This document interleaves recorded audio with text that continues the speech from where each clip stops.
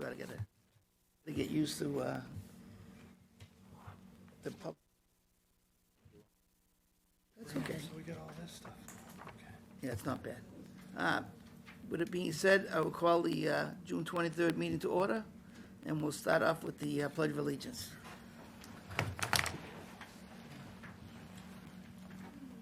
Allegiance to the flag of the United States of America and to the republic for which it stands, one nation, under God, indivisible, with liberty and justice for all.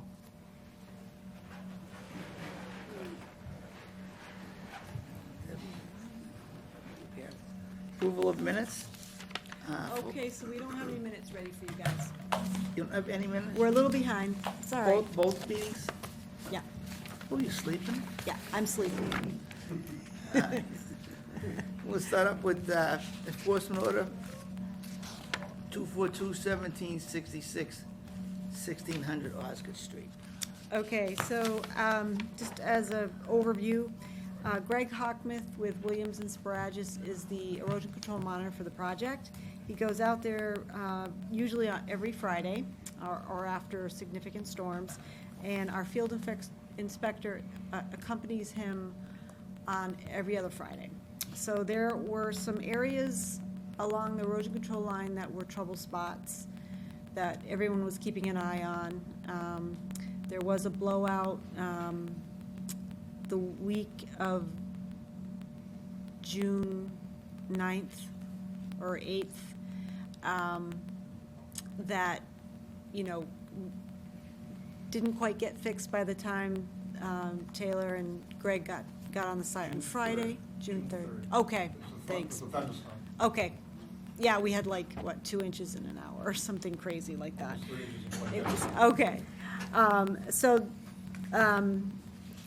you know, some material was deposited into the wetland. There was some areas that was experienced some overwhelming sedimentation and siltation, you know, muddy water. So before I wanted to take any formal action, I asked that Joe Lynch, our commission member, review the site if he could. He did that on Monday, the 14th, and Joe, you walked the entire line. The next day, the 15th, our chairman actually went out there and got a tour of the site as well.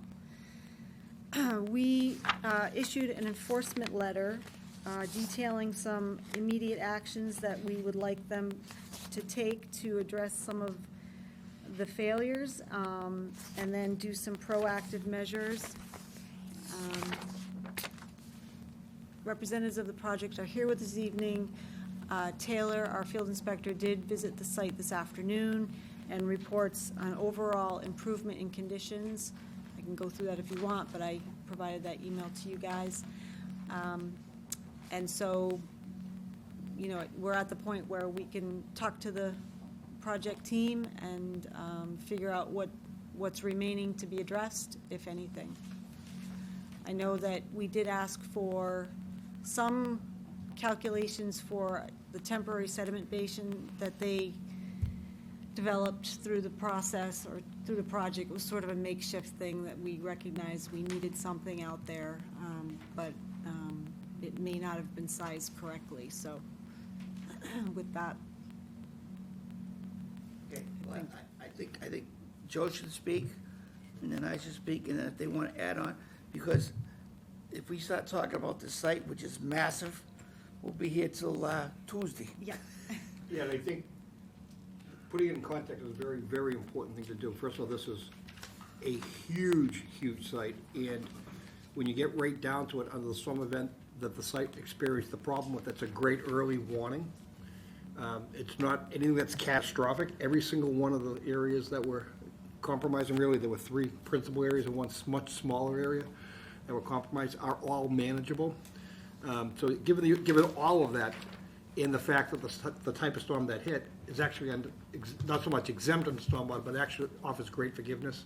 That's maintaining 40 NTUs turbidity, you know, under most storm events, except for those that exceed threshold. And I think it's 2 inches per hour, yeah. And this storm exceeded that and then some. So it would have been even an exempt site for that. So I think we got a lot of things to play, and I think what we want to really underscore is that we have the owner and the applicant is the responsible party. There's a general contractor, and there are dozens of subcontractors, principally White, who is the site contractor. And White, in all of their effort, did a pretty darn good job in minimizing those impacts and trying to do the best they could just to resolve, not so much solve them, or prevent them in the future. So I think what we wanted to do is make sure that everything, the information continues to flow through that pecking order, that, and I don't want to use the term responsible party, but the permit holder is. And, you know, and you guys have been really good with that. But I don't want, and I think kind of alluded to it at the last meetings, I don't want any opportunity for finger pointing. Well, that should have been the sub, that should have been the subcontractor, it should have been the supplier. You know, it's the project. So, as long as the information flows up, it flows down, and I think it will, and I think it has been for the most part. And even one of the things that have come out of that is how site walks are conducted and who accompanies them and what they look at. It's all like through channels, so that's a really good thing already. So I think that was a huge improvement. There's a phasing plan in reality on a huge, huge project. It's not like a baby taking his first steps, takes a step, falls down, corrects himself, gets his balance, takes another step, falls down. And when he gets that perfected, takes a second step? No. What happens is these projects, as they evolve and as you find things and as you tweak your schedule, your phases pretty much meld into a large project that are done in lots of sub-phases concurrently. So you really have 3 of the major phases going on simultaneously. That being said, there's always a juggling act that during construction processes, things you may do on a temporary basis to resolve a problem or address a problem today may not exist tomorrow because that might be a parking lot tomorrow. So that's going to evolve. So one of the things we pointed out is there needs to be a better dialogue on looking at how we can leapfrog our way through the process, making sure the construction BMPs stay in place and work as subsequent phases come online. I think what was most impressive to me was one of our biggest concerns early on was the RCA. That pile is huge, well-contained, well-managed, and nothing is emanating from that area. So that in itself is a huge advantage, and really, an area downgrading from that seen turbidity from other construction activities just channeling across paved areas or even unnecessarily known buried utilities, where it gets into those pipes and flowing through the old existing abandoned pipes. None of the RCA is getting to that area, so that's a huge, huge advantage, I think. With all of White's effort as a construction expert, to go out there and deal with them as they're happening and then subsequent to the actual happenings, some of them are so great that really do require analysis, and I think that's the emphasis we've wanted to put on it with Langdon, through the applicant, because they paid Langdon's bill. But some of these things we're literally channeling 5, 6, 10 acres of water into a particular area and moving it through, and then getting it to a point source discharge that really, those construction impacts are greater than the post-construction condition. And they really need to be looked at in the context of what's happening in construction and how do you manage it during construction. And as, for example, there's a daisy chain of 3 or 4 large detention stone siltation control ponds that are working pretty well right now. In the matter of weeks, 8, 10, 12, who knows how many weeks, there will be a gigantic retaining wall in the back where the fill goes in, and those ponds can't exist anymore. So what's your intention when that wall goes in? How do you then control the erosion and siltation control?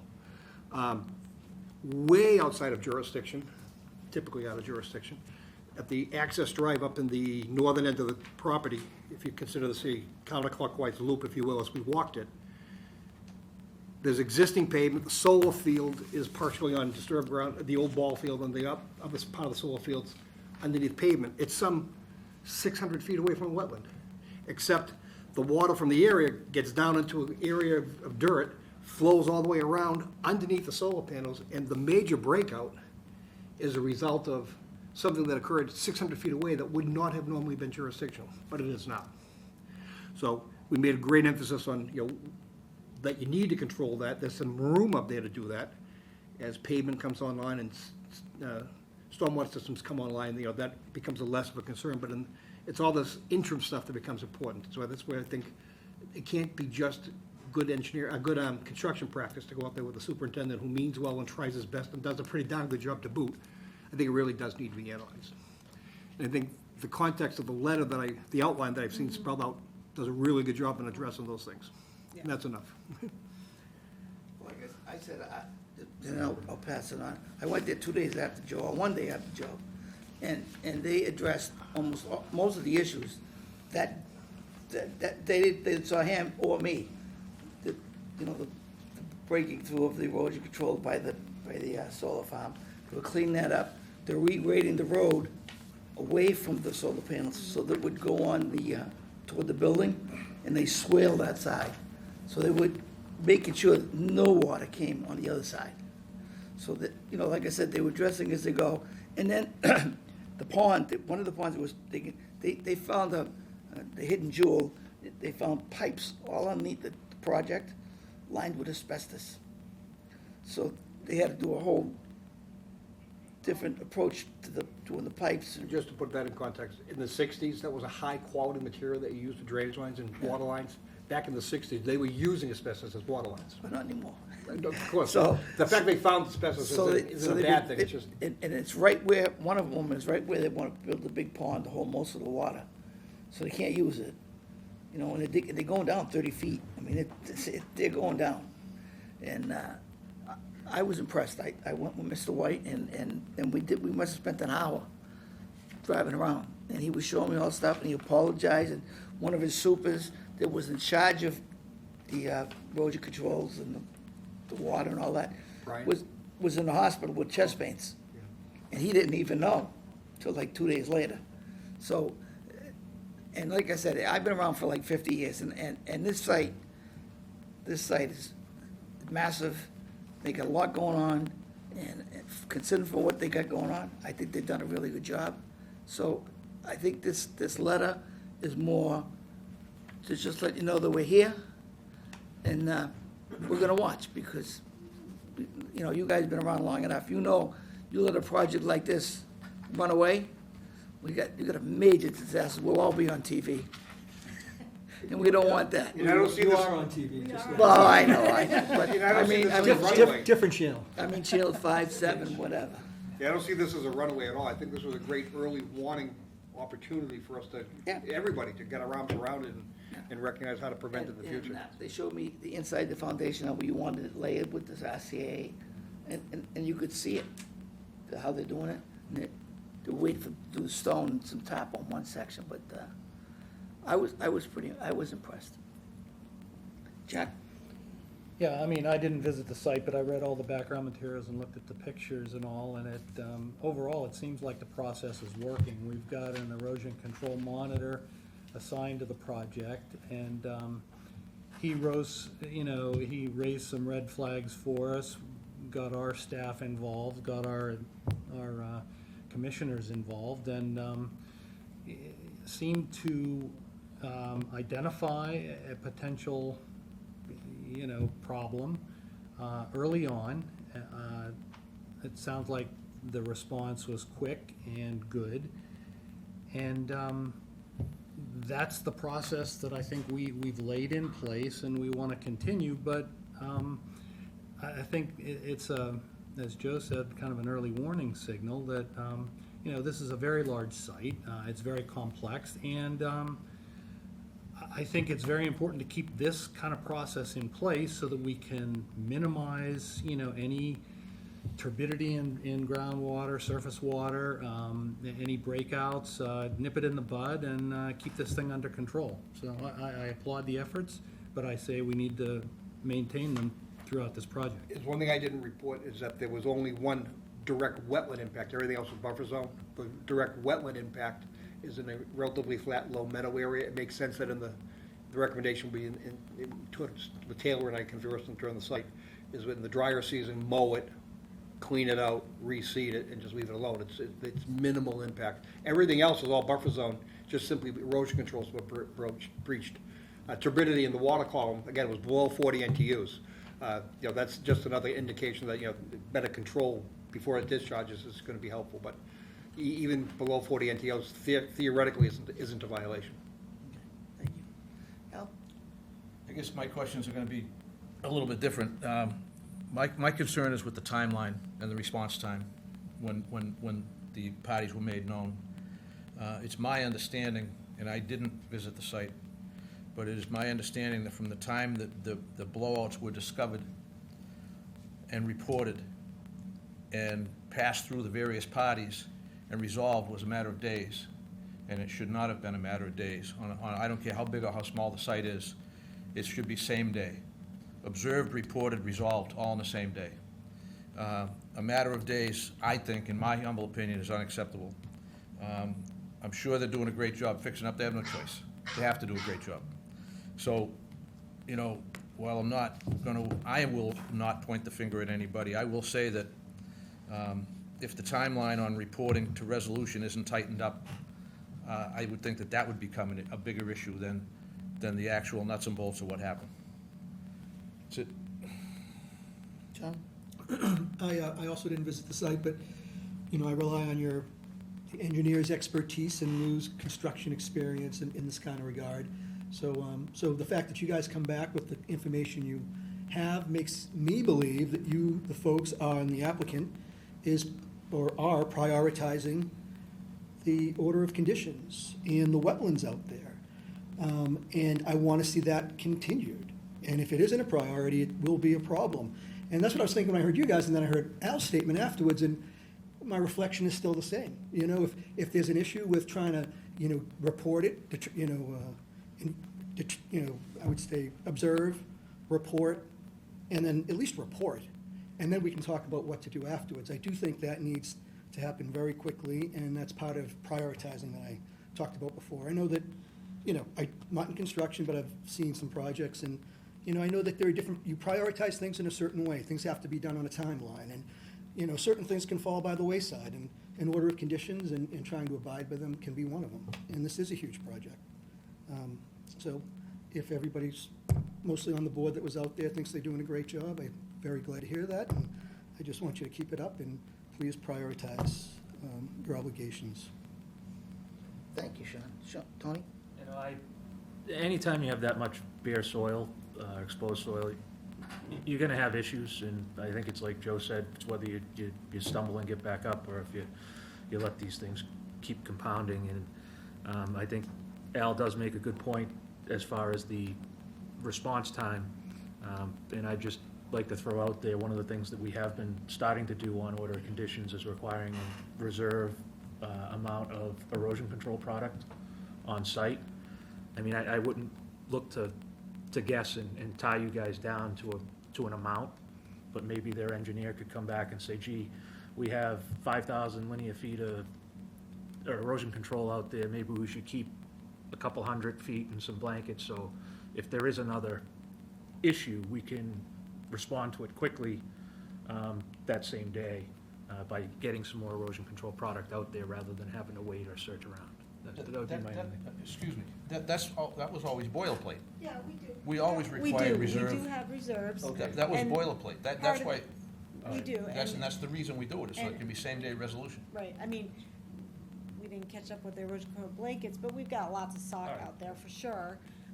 And Joe recommended that they actually be moved closer to the trouble spots, so that they're more Well, immediately it's really available. twofold. One is prevent the trouble spot from staying a trouble spot by looking further up gradient. Yeah. Something that would typically be out of our jurisdiction, we wouldn't necessarily That's look right. at. The area where there was not so much the direct wetland impact, but the bigger amount of flow that moved through was literally 600 feet away from Right, the wetland area, or even more. But the reality is, it could have been prevented With more upstream, and simply containing it up there, because by the time all of that water hit the old parking lot, carrying all the silt with it, it was overwhelming. You couldn't have had 1,000 hay bales and prevented that from happening, which is why it needs to be analyzed, to know Right. how to do it and do it in an analytical fashion Right. upstream to Yep. prevent it from even happening to begin with. But still having I don't know if they have what is enough? Is it 1,000, is it 10,000? What is enough? You know, sitting in a Well- pile, they just go bad. But what I saw out there is that in the areas where it was bad, the pea stone and the crushed stone and filter fabric and creating siltation control ponds and digging it out further up gradient, holding it back, and where that silt was when the water got down, dredging it out and maintaining it, all that. The maintenance was a huge emphasis on this. You just can't build them and leave them there. as they follow up and silt out, you gotta keep them clean. I saw White doing that. And again, that's why I said I didn't wanna try and come up with a number. And if you're saying pea stone and filter fabric is working, just to kind of keep it in your mind that, you know, gee, the last time this happened, this is what worked for us. Let's make sure we maintain that. Just upgrade, Al. When I did the site visit with Mr. White, it's not an excuse, but the guy that's in charge of all that on the site was in the hospital with chest pains. He didn't know for 2 days, but when we were done, we talked, and I emphasized the fact that when there are issues, they'll be addressed immediately, and staff is to be notified. So we're not gonna have this, communication is paramount. Understood. Is that Brian? But we're talking about the size of, Actually, his assistant was Josh that walked the site that morning. Okay, Josh, okay. there's gotta be more than one guy. I mean, that's, Well, no, it was a snafu, but they're aware of it. you know, I get it, We it's a big fixed it. site, okay, but, you know, it's a big site, that's a choice. It's a big site, it's all wide open. You know, there was a substantial lag in time, a matter of days, from the day it was reported, observed, reported, and resolved. There were days that went by, not hours, No, days. I know, and I'm sorry, but if we had Joe Smith homeowner putting in a swim pool and that happened, we'd be shutting them down. And you have to keep it in perspective. It's a big site. Act like it's a big site. Have the resources you need on the big site.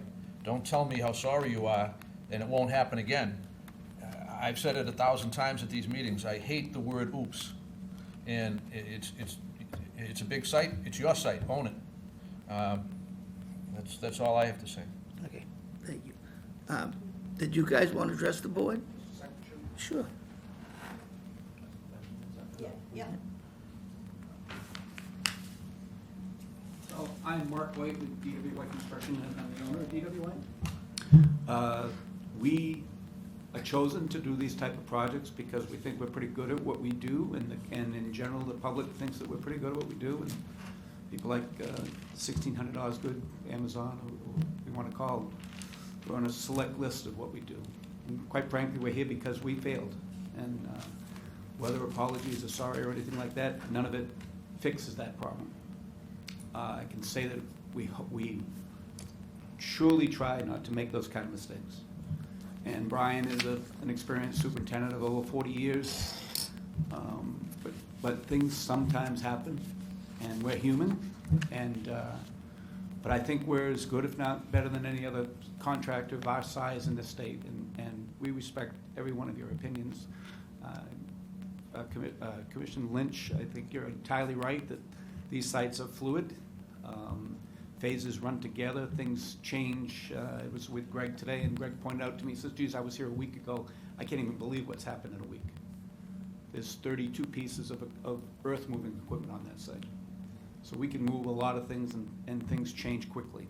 And sometimes, yeah, we do need to step back and do a better job of stepping back to make sure that what we're doing today is not affecting something that's tomorrow. And we should do a better job of that. We're better than this. We should have anticipated the problem with the solar field. That was a minor thing that we could do to solve a big problem, and that should have been taken care of. As we like to say in this business, water flows downhill, and we have to remember that water flows downhill. So I think we've addressed long-term the issue with the solar field, and I don't think we'll be hearing about that again. I'm very comfortable with saying that. I think some of the challenges that we have faced with DEP have created issues with some areas that we would like to have had better control of, and that lower access road, because it was in a hot zone, didn't allow us to build a pond that we need at the very low point. That's a critical spot, and we couldn't put something there. We actually got spanked by DEP for that very issue, because we tried to work in a zone and they still hadn't completed the asbestos, but we said we needed to, and they said we can't work in that spot. That's no excuse. We should have tried to find a better way. But at this point now, that's behind us. We're nearly done with the asbestos issues on the site. We've got a very substantial series of ponds. I could show you pictures, but I think you've heard from all your representatives at this point. I don't think you need to see any more than what they've reported to you back. I mean, they're all very impressed with what we did. And I can tell you that we have plans to, as we build a wall, that we'll just slide the pond back on the site, so we just keep shifting. And if you actually, we have a second tier, if you go out there now, we've actually started to shape those ponds so that they're further back now, that, so we'll catch it in an intermediate cutoff. We've now been able to, it's because of, again, the asbestos is gone, the pond that goes in the southwest, so that's down towards, that pond is actually in place now, and they just about finished the outfalls. To the northeast, along the paved parking lots that we have there now, that swale is all started to come together now, and around the series. There will be, again, because we move so much stuff in the course of a day, those ponds will chess sort of move around like chess pieces. There's no good way to just say that, except that we've got quantities that we try to keep track of on a regular basis. If we take one here, we need to move one here and try to work our way through. So we have that technology, and we'll work our way through this. But I am, again, we failed. The buck stops with us. There's nobody else that we can point to. But it's a lesson, and we will make duly noted, and we appreciate what you're saying. The idea that 2 days later is not acceptable to me either. And I come from a position in my business that what we do today, we fix it. If we can't fix it today, we'll fix it tomorrow morning, but we're going to get it right. So my apologies, and like I said, I know you don't want to hear that, but we will do a better job. I accept. Okay. That's questions? what I had. Nope. So what vehicle are we using to move forward? It's just an enforcement letter? Letter. Not an order Right, I coming down? didn't- Because I we've didn't take gotten that the level of compliance we were looking for, Yep. and the Yep. letter's part of the record at this point? Yes. Okay, Yep. fine. So I guess the only administrative paperwork type stuff, provide calcs for, I don't know how you do this when we just hear that they change every day in It's terms a of little calcs for sediment tricky for us to basins. do that, and that's, I mean, I can give you what was yesterday, but it doesn't look like Yeah. that today. So I don't know how to quite get that right, I guess, for you to satisfy you, unless, I know Greg was out there today, and he said, It's he was- first, it's never gonna be precise, we know that for certain, right? But I think what we want everybody to do, and it originates with your company, then working with an engineering firm, whoever that is that, just as we use as an example, those detention ponds where the wall is going to go in, you've begun to move them up. Yep, Well, someone needs to be able to determine that where that's been moved to is more than just a good construction practice, Sure. that in fact, analytically, is capable of doing the job it's being asked to do. And, the water that's being captured, how is it getting there, and how is it being contained, and is it big enough and adequately protected to do its job? That's what we're looking for.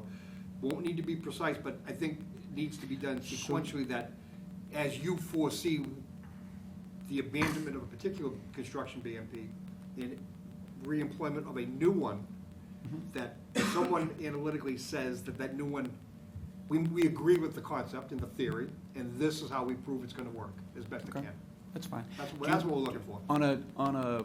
Because Greg is out there every week, every Friday, if we kind of show him just the plans, and obviously we'll have some sort of an assist with Langen on that. So we just say, here's where we are, here's what we're gonna do next week, and here's what we're gonna do. Is that kind of keeping the board informed along those lines? Is that something you're thinking, like? Yeah, that is exactly what I'm thinking about, but again, it's so dynamic, is a week, once a week is absolute necessity. Minimum. Is it adequate? I don't know, I mean, Well, they're I don't aware think of you're the not going out phasing. there willy-nilly saying, okay, this pond we built today and been using for the past week, it's gonna be gone tomorrow. No. It's not gonna happen that way. Doesn't go that way. Yeah. That's why I say, I think weekly is pretty good in my mind. And just editorially, just as commissioners, we always look at stormwater from a pre and post condition. And the standard is, when it's done, it's no worse than it was before. In fact, hopefully it's a little bit better. What seldom in the industry do we ever look at is the real impact, the one that's always gonna get you, is the construction impact. Yeah. And on a small project that's happened so fast, the exposure risk is minimal. On a project like this, the exposure risk is huge. It's what this process of once a week revisitation that necessitates. I agree. Well, like I said, just to keep it the simple end of it, the main concern of this commission is that the the drainage stays out of the wetlands. That's the main concern. How you do it, I mean, you're not gonna be calling us in 20 minutes, we're gonna put the pond over here, we're gonna do this over here. I mean, you No, I can't, think you that can't do works it. for Greg, that's fine with us, if that's It's- okay. It's just making sure the erosion controls are what they are, the water treatment facilities that you're using are adequate to handle regular storms, not 3 inches in 10 hours. But that's all. I mean, It was 20 minutes. 20 minutes. It was impressive. I mean, Very impressive storm. Because Amy said that Taylor was going out there today. I said, we should know, we know something, because it poured yesterday. I don't know if you, Yeah, we had- My understanding is that Greg doesn't just go on Fridays, he goes out after storms also. Every storm, So- yeah. So that means that Yeah. you got plenty of eyes on the Yeah. site. Every Friday is a scheduled visit, and then And anything then after an if there's event. If there's an event, yeah, so that's good. That's And I good. think Taylor maybe every other week, too. Every other week, yeah. so, So, I mean, And just for clarification, Greg is eyes and ears. He's not ever going to give direction. Right. He's going to be a He's been receiver of very clear about information. that. Yeah, he's going to receive information and pass it on through. Yeah, but we're never going to have him tell you, this is what you have to do. He can't be any clearer. Other than than, that. you must comply. That's all he's Yeah, going right, to say. right. Every conversation starts out with,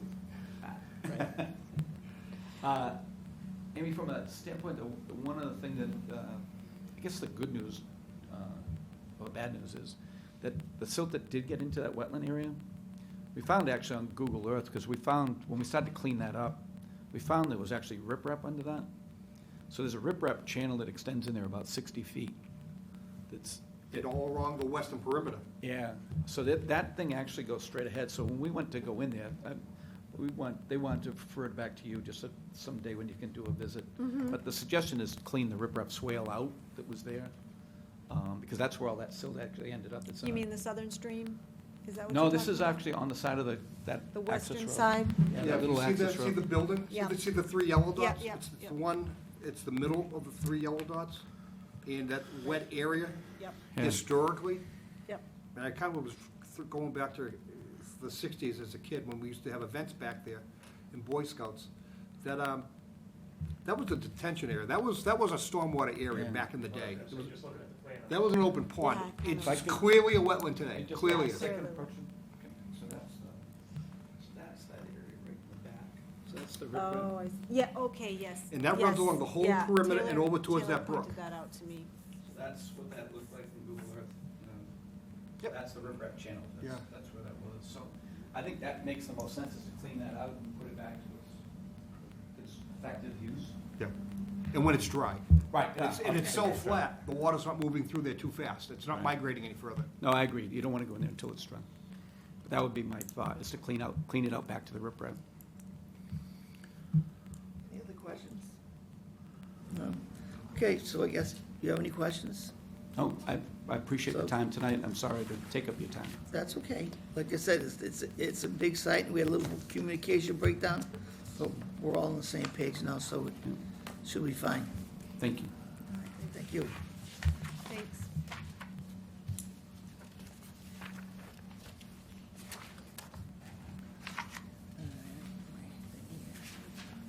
I said the continuances. 242-1817, requested, I'm getting ahead of myself here. Yeah. I saw Osgood Street, and I wasn't paying attention. 1806 Salem Street, enforcement order update. Alrighty. So the commission will recall that this this enforcement order revolves around an unpermitted recycled asphalt driveway next to a stream. The commission wanted some form of retroactive permitting for that, issued an enforcement order with a deadline of June 9th to get either a notice of intent filed for it to retroactively permit it, or give the homeowner the option to take up the recycled asphalt, loam and seed, and just return to a naturally grassed area.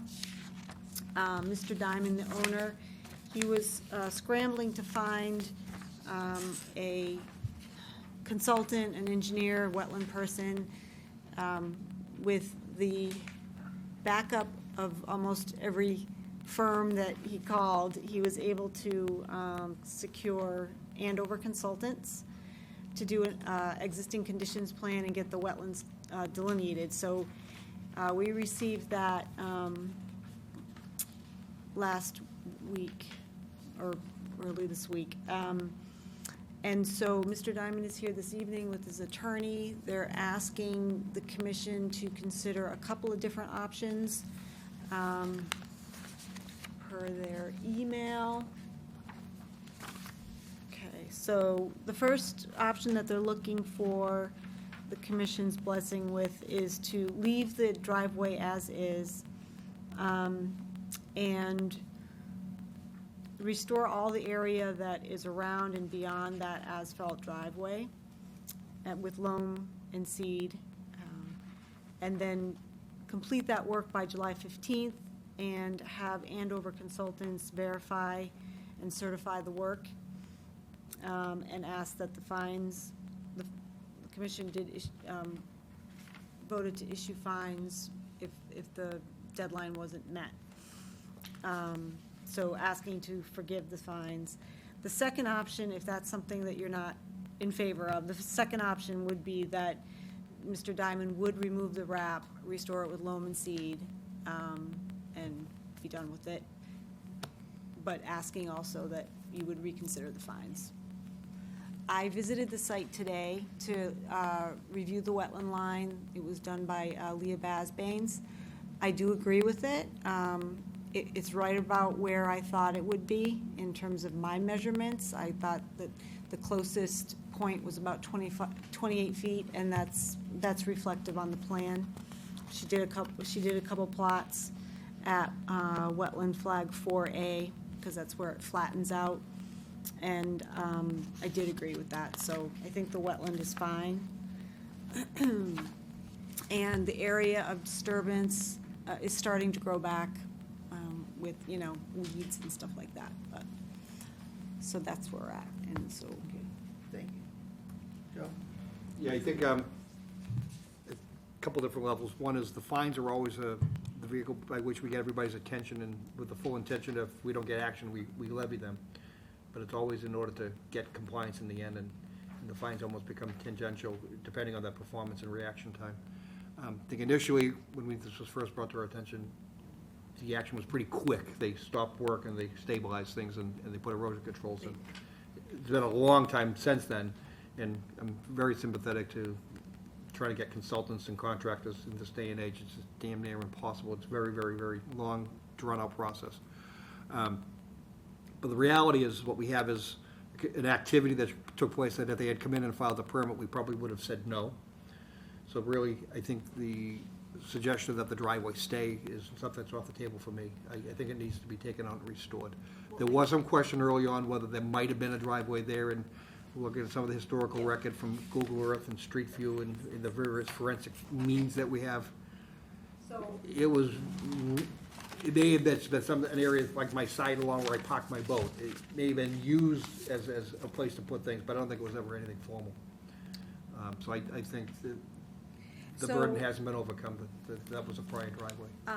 You had asked me back in April to look at aerial photography, and it seems as though this driveway was installed somewhere between 2012 and 2014.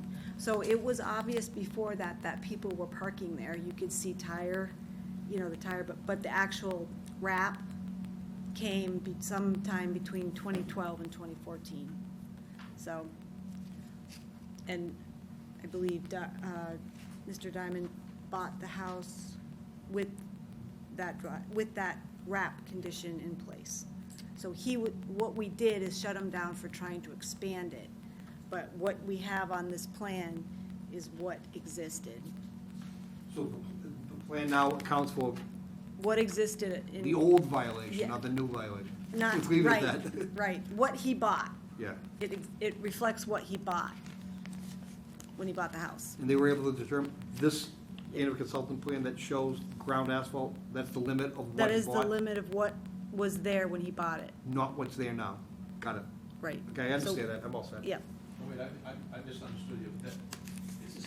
Yeah. So no, so the ground asphalt drive, was there when he bought the house. yes, So that the ground strip asphalt that you was there see, since 2012. somewhere between 2012 and 2014. Is there any evidence that he put that there recently? He expanded No. that recently.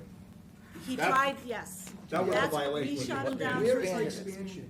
You what? If you could describe it to us. Towards the stream. So it was towards the stone wall. Yep. It was this way and out this way.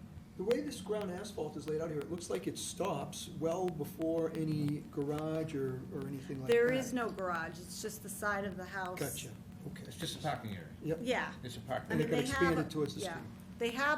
They have a driveway on the opposite side of the house. Yep. But this part of the house had a in-law addition, like way back, and I couldn't find any plans on file that we reviewed that, so, but it was, I think people were parking here to walk into this entrance right there. Is there a curb cut there? There's no curb, so There's no curb. there's access from the street. On that part of the Right, street? right, Out Just all country. level, huh? Out country. A country. right. This little plan doesn't call out any setbacks either. It does. It does. I see It's some- 25 and 50. 25, 50, and 100, it's Yeah. just not clear. Yeah, they just didn't mark them. What is SP1? So the ground asphalt is within the 50. Soil profile? I'm sorry? The ground It's asphalt. in the 50. Is in the 50. Is in the 50. Just outside the 25, like 28 feet Yeah. from the wetland, but it's in the 50, yeah. Hey, you gotta cut short, but we get Jack over here too. All right, hold on one second, Al. Jack? Oh, yeah, no, just briefly, I was thinking the same way Joe was. Would we approve the project if it came to us first without being an after the fact? And an encroachment into the 25-foot no disturb zone, I think it's pretty clear we would not have approved that. Right. So, at this point, I mean, I'm in, on one point, I am certainly in favor of removing the violation from the improvement that they made, remove that, and, It is removed. and then the subject of fines is a separate discussion. Okay, I just want to make sure we're clear that the driveway that's shown in this existing conditions plan Yeah, is what was there around 2012 right. or so, and it is outside the 25. That The question is, you're asking. but the, Can I say but the, something? This plan is named existing conditions, and this is not the conditions that exist out there, is that right? It Isn't is. there asphalt to the right here? No. We made him take it out. Oh, so it is contained. so it's already He, taken out. he didn't even actually bring additional asphalt to the site. He was Think He it out. was You digging refer up, to it. he was Just taking spread it out. the Yeah. organics up so he could place it, but he never got to place it because we stopped him. So then erosion control, and he seeded it. So there's not new wrap, it's just, he was preparing to bring in new wrap, Okay. but he never got that far. So restore disturbed. Yeah, area. exactly. Right. Okay, I'm all set. So is the ultimate question, besides the fine, the ultimate question is, are we inclined to consider not holding the current owner responsible for a prior owner's violation? That's really the question. Well, I And guess that's the what it old boils down driveway, which is now. done without our knowledge, are we going to make that come out, or are we gonna allow that to stay? That's the only question that we're asking at this point.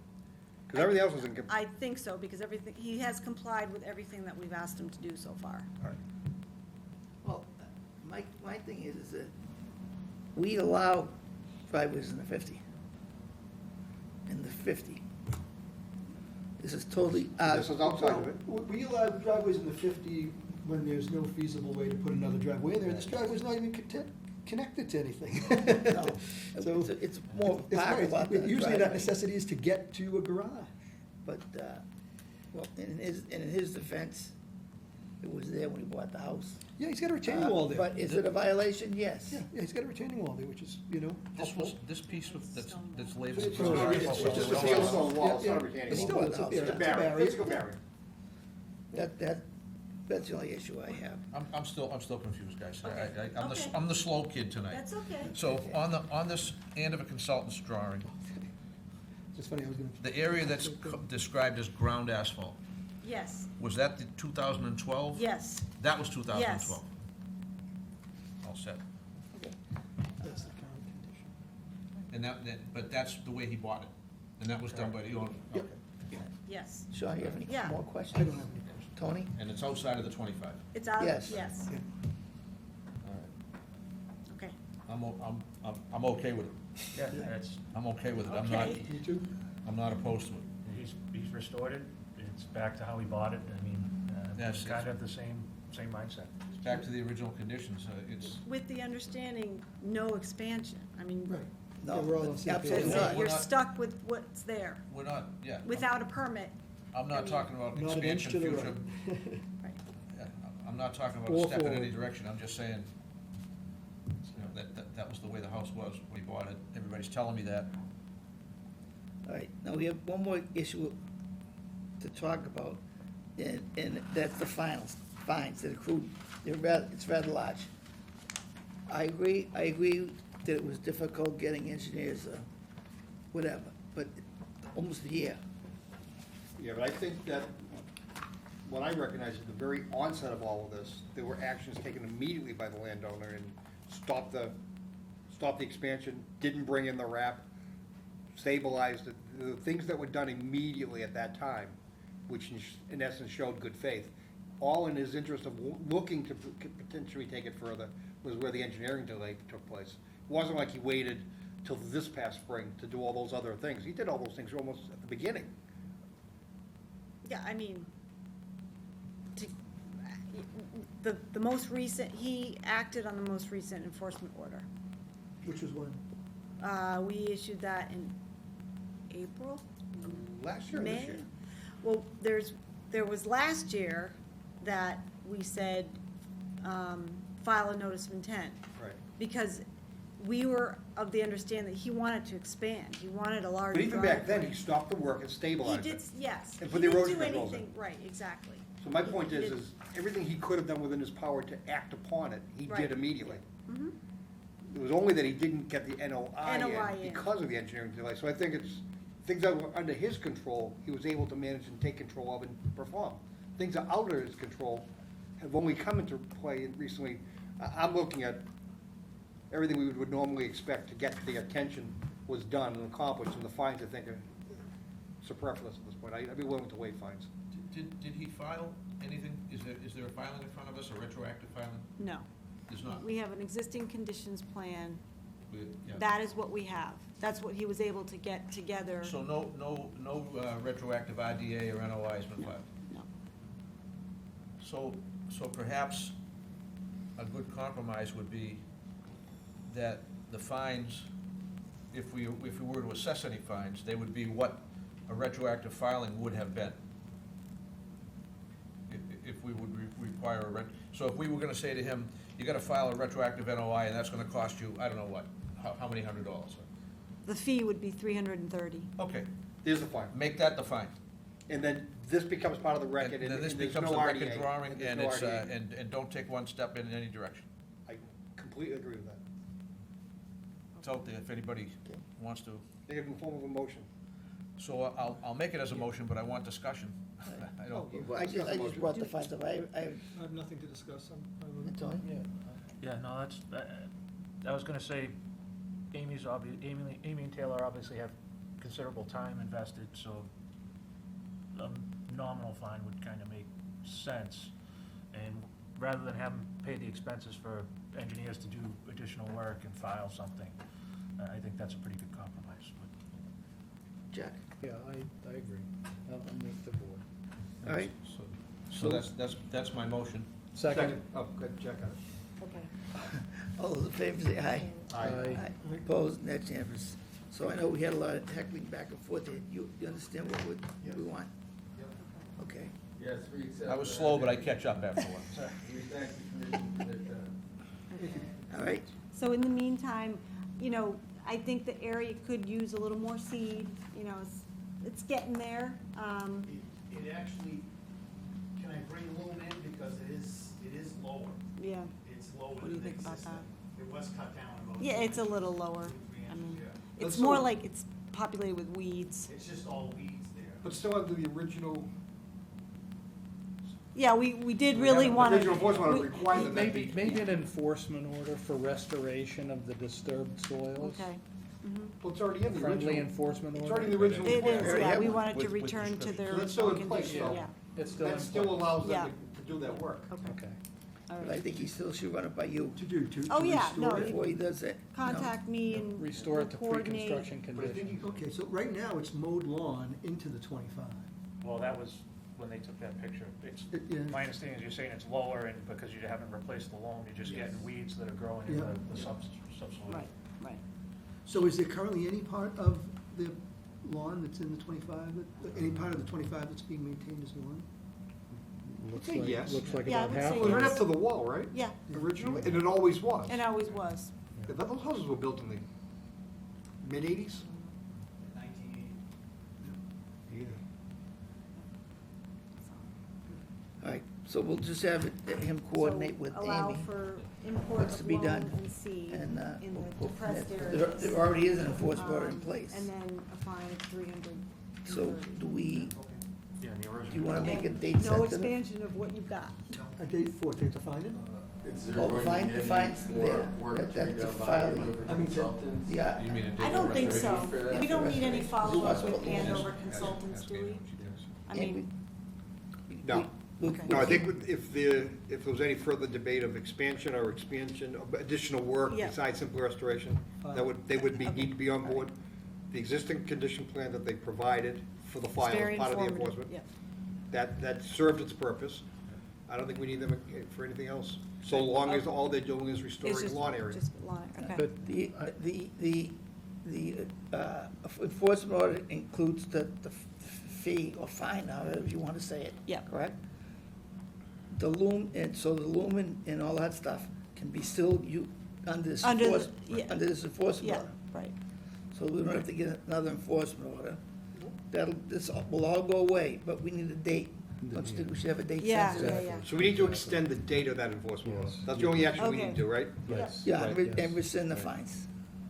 To 330. You've got to give them the exact dollar amount, which would be based on the retroactive triple filing fees.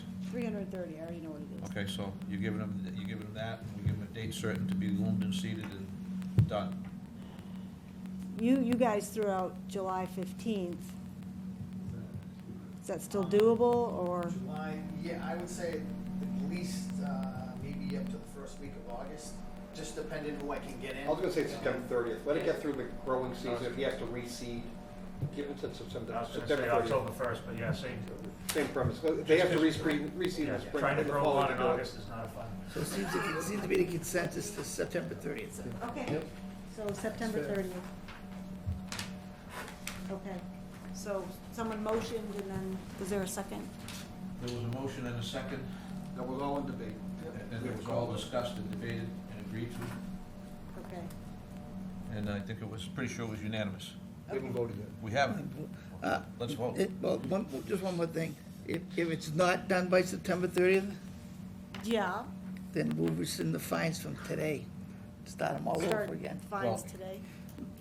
Are you just saying if it's not done by September 30th, then we'll reinstitute the fines? Well, then all fines are put back in play. Because it's, well, I wouldn't go that far, because he's already paying So, on the 300 days already. So I would say from this day forward, so, no, from that day forward.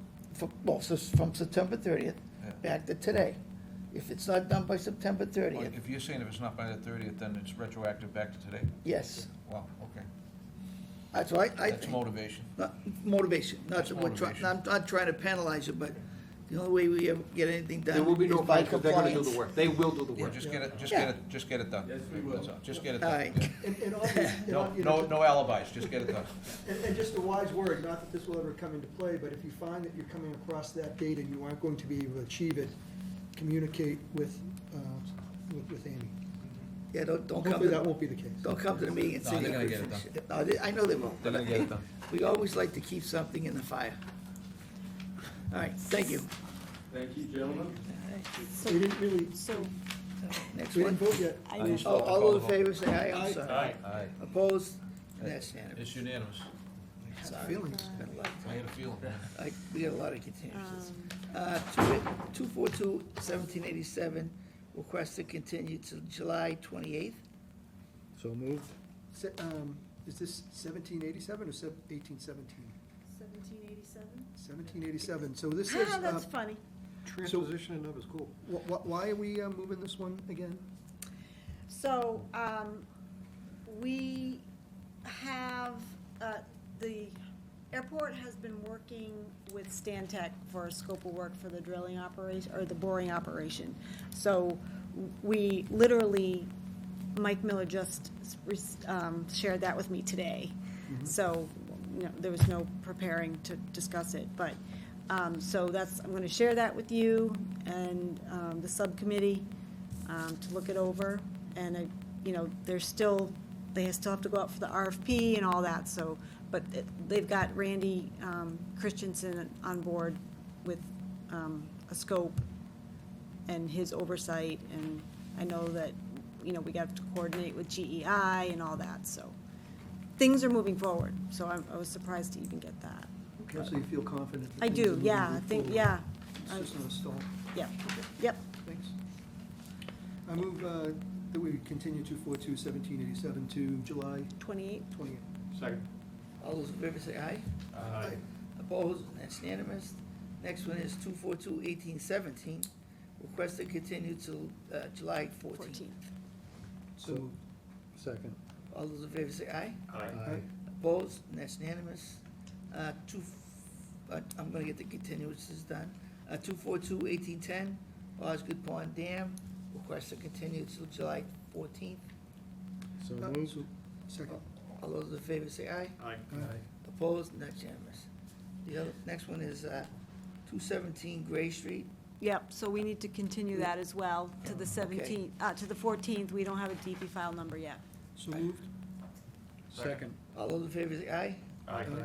Opposed? And that's unanimous.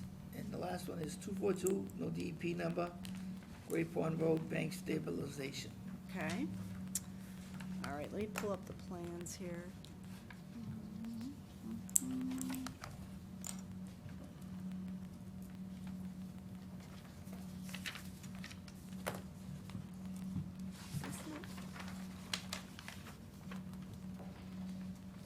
Nope, that's the abutters list.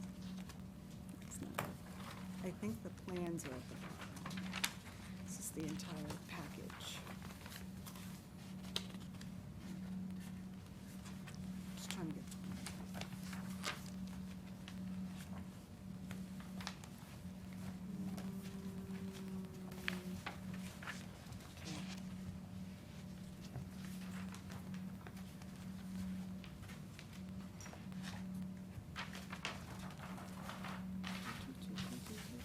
Okay. All right, so this project comes, the town DPW is proposing a project to address significant erosion that's occurring along the shoulder of Great Pond Road and the bank of Lake Chickawick. And in some areas, there is undermining of the roadway itself. There are two main areas of concern. Area 1 is located across the street from houses 1665 and 1725 Great Pond Road, so that stretch, it's about 300 feet, linear feet. And it includes at least two areas of very severe road undermining. And let's see, this stretch also includes an existing failing cobble head wall that has a 12-inch RCP outfall that outfalls into the lake. Area 2 is located across the street from 1785 Great Pond Road, and this area includes about 20 linear feet of erosion. Proposed remedies include, so Area 1, the 300-foot stretch, is going to receive sheet piling driven down 30 feet deep along the Great Pond Road shoulder to stabilize the roadway embankment. The sheet pile will be about 3 to 4 feet from the edge of pavement with 12-inch of of 12 inches of processed gravel in between and installation of a new guardrail. The failing cobble head wall will be replaced with a new precast concrete head wall, new 12-inch RCP and manhole in Great Pond Road. Dewatering will be required for work on the head wall. We do have details on the plan set, but I guess not a good idea exactly where all those BMPs will go. Area 2, they propose to place boulders at the toe of the bank and then angular riprap to stabilize the bare slope. Work will occur within bank, about 44 linear feet, and bordering land subject to flooding, 2,937 square feet or 88 cubic feet. There's no fringe BVW impacts listed. Borings have been done along this stretch, and the project engineer states that he has a good level of confidence that they will not encounter, boulders or obstructions based on what they know from the borings. Let's see, so they've come in as a limited project for maintenance and improvement of existing public roadway. Erosion controls consist of a combination of mulch sock and silt fence and a turbidity curtain that would be further down into the lake. An alternatives analysis was done, and options considered included a revetment wall. This would entail major excavation and total impact to the fringe BVW, and it's a much bigger footprint. And the other alternative was a vegetated, mechanically stabilized earth retaining wall that requires complete excavation of the western lane, dewatering of at least 10 feet into the lake, and clearing most of the vegetation on the embankment and fringe BVW. So they're really trying to maintain as much vegetation with the sheet piling option, and with the speed and relative cost of that option, this was what they put forward. And we have environmental partners with us this evening, and I guess that's all I have at the moment. Joe? Mr. Rafferty, right? Yes. You were a former associate member of us, weren't you, at one point? Yeah, a long time ago. How you doing? I have no issue with the rock slope area.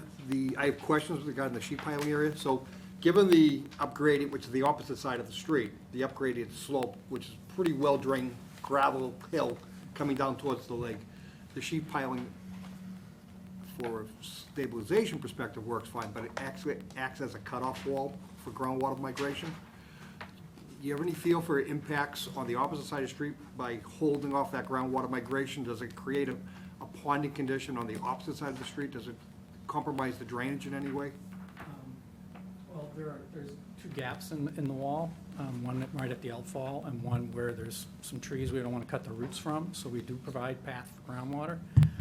On the other side of the street, on the surface, there is a swale, and there's catch basins over there that lead to that outfall, so we're thinking it's all going to So that you capture. anticipate my second part of the question, is any of those catch basins, those outfalls, is that the one you're talking about? Yes. Collects up that battery of basins and, Yes, right. So we're still going to be able to move the water across the street through a piped condition. correct. And if we're intercepting groundwater, are we concerned with any greater volumes of water of different, increased velocities that we would probably want to stabilize that outfall, or, The outfall itself, yeah? Or are you planning to do that anyway as part of this project? yeah, it's pretty much fallen apart, so we have to stabilize the whole thing. We're actually including the catch basin in the work because we just don't know its condition. We can't even get it open at this point, so. So we're planning to do everything from the manhole out to the head wall. Okay, so on the outfall itself, what are you looking, just heavy riprap? Yes, on top, And that's part of this filing? yes. Okay, I'm all set. Yeah, I mean, obviously, the project needs to be done, and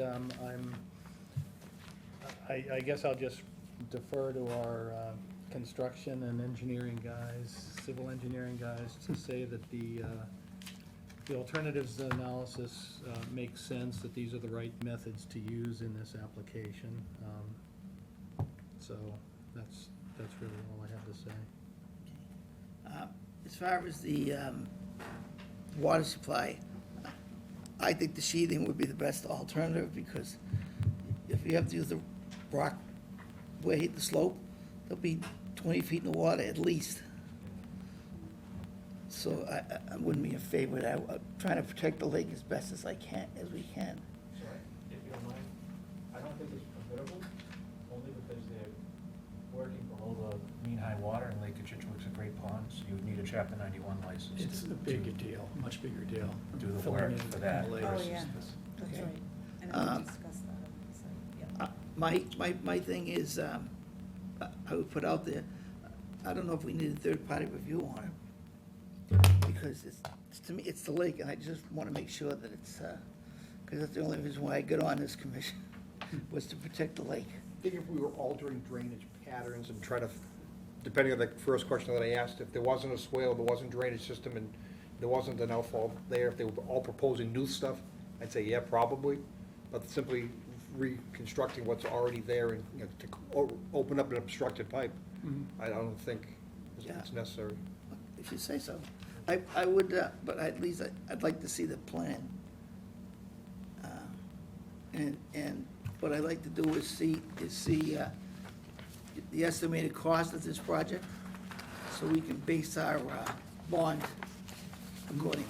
Because it's a tenuous situation, it's the lake, we just want to make sure it's done right.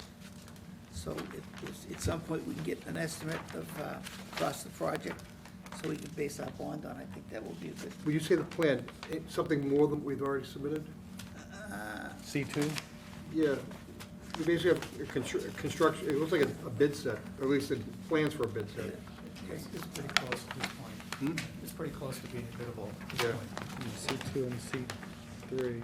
I think everything we're looking for from a construction perspective here, I think the estimate is the only thing we're looking for. Yeah, okay, oh, I didn't look that far. That's all I have to say about it. Al, I don't have any questions right now. Sean? To do the sheet pilings, you're not gonna have to put any barriers, you're not gonna affect the lake as you do that work, are you? That's the whole reason for the sheet. Right, so there is absolutely no effect on the lake for the sheet piling. We'll put the turbidity curtain down, Yep. because things might fall off the slope and that sort of thing, but. And that's like a netting? It's a. Or a Floating boom. A fabric, Yeah, yep, yeah. yep. And on the sheet pilings, is that where the guardrail's gonna go, on the pilings themselves? No, the sheet piling's gonna go on the lakeside Yep. of the guardrails. So right now, some of the guardrail posts are hanging in there, there's nothing underneath them. What's, I didn't look at the thing, but what's the approximate distance between the sheet pilings and average lake height? Or distance to the lake? I'm sorry? What's the distance from the sheet pilings to the lake? It varies, because the slope, the embankment itself varies considerably. From what to what? There'll be from almost zero Yeah, to 3 or 4 feet maybe, yeah. at the ends where it starts coming back out, Yeah. where the slope starts coming back out. And what's the distance between the sheet pilings and the roadway? It varies as well, I assume. Not so much, there's a detail on CD2, I believe. CD1.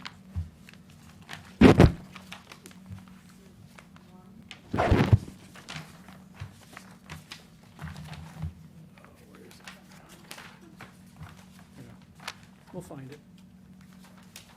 We have to have, it's on C2, right? Yeah, on C2. Got it up. It's like a Right, half a this foot one. from the knuckle on the sheet pile to the guardrail post. All right, and we have to push the guardrail post out a little bit to get the distance between that and the fog line. Yep. There's standards for that. Thanks. I don't have any other questions now. I do have a follow-up on facing your question I didn't even consider to ask, is with the sheet piling going where it is there any widening of the roadway bed or the roadway box itself? No, only where the guide rail post is not in the ground anymore. Okay. We're So putting. it sheet 6 piling inches. is not just to stabilize the slope, but it's also going to be those areas where you can't get a guardrail and you're going to backfill behind that? Yes, yes. And some of the voids underneath actually would be on the roadside of the But sheeting. that's all so- shoulder widening, that's not box widening. Yeah, it's just, stabilizing the guardrail at this point, yeah. One last question, how high up does this sheet pilings go above ground level? It won't. We'll cut it off at ground level. Gotcha. Thanks again. Tommy? I have some reservations on this one, only, how much vegetation impacts are you gonna have from the sheet piling?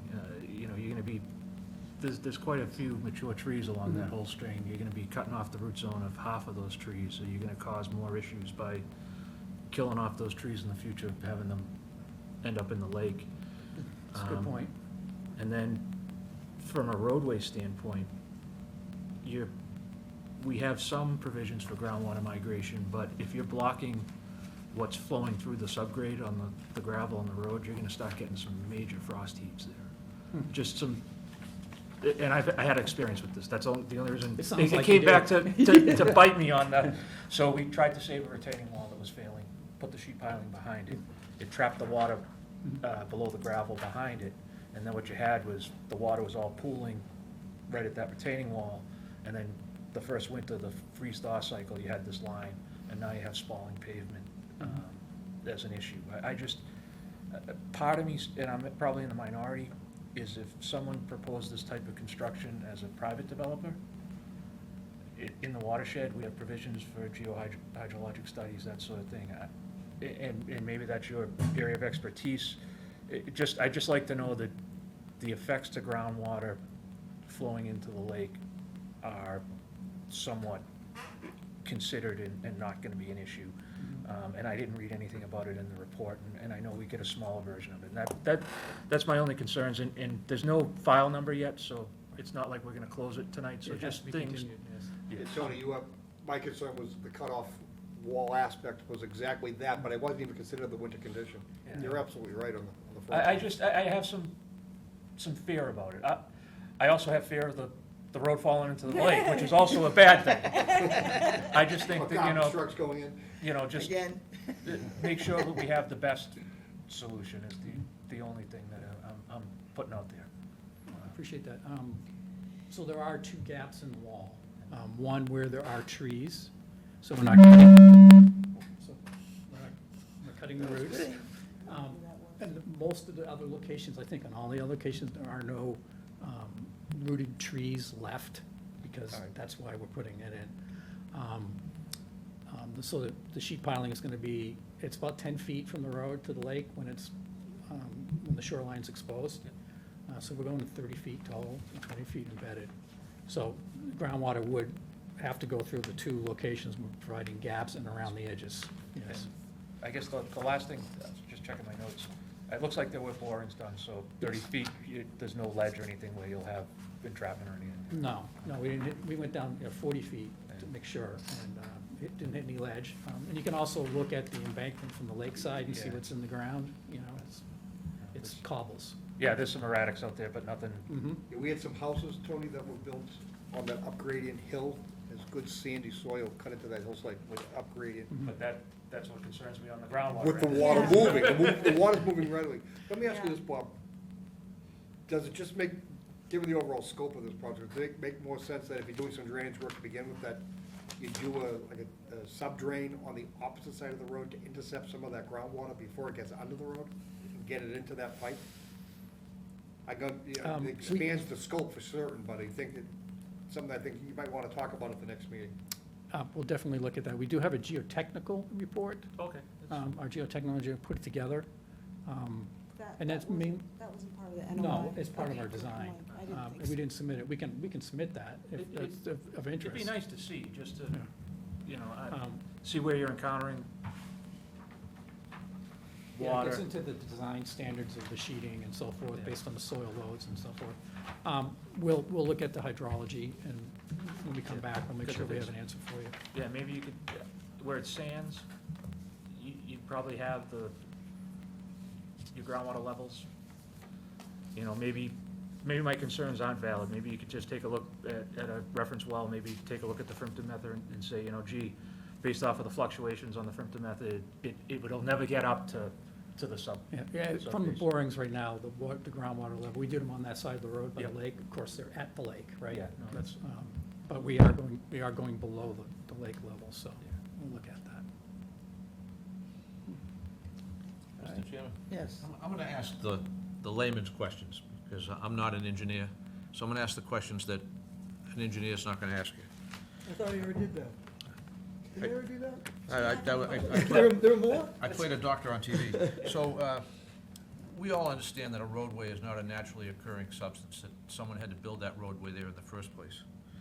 And it's obvious from looking at your drawing that the erosion and the breakdown that we're concerned with is related to the roadway. There's nowhere else on the lake that we're concerned about erosion or any work that needs to be done. The only place we're concentrating right on Route 133.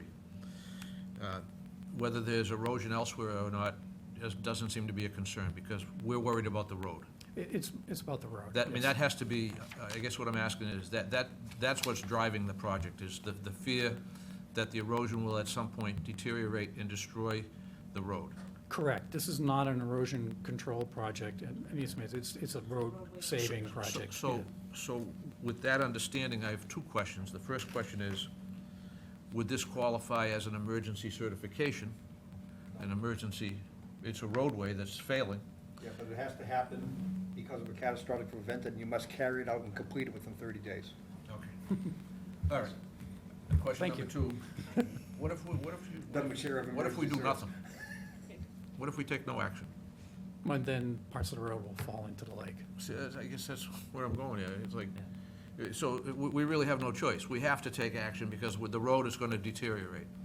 But it doesn't qualify as an emergency, which in my, You don't want to. in my layman mind, it should be.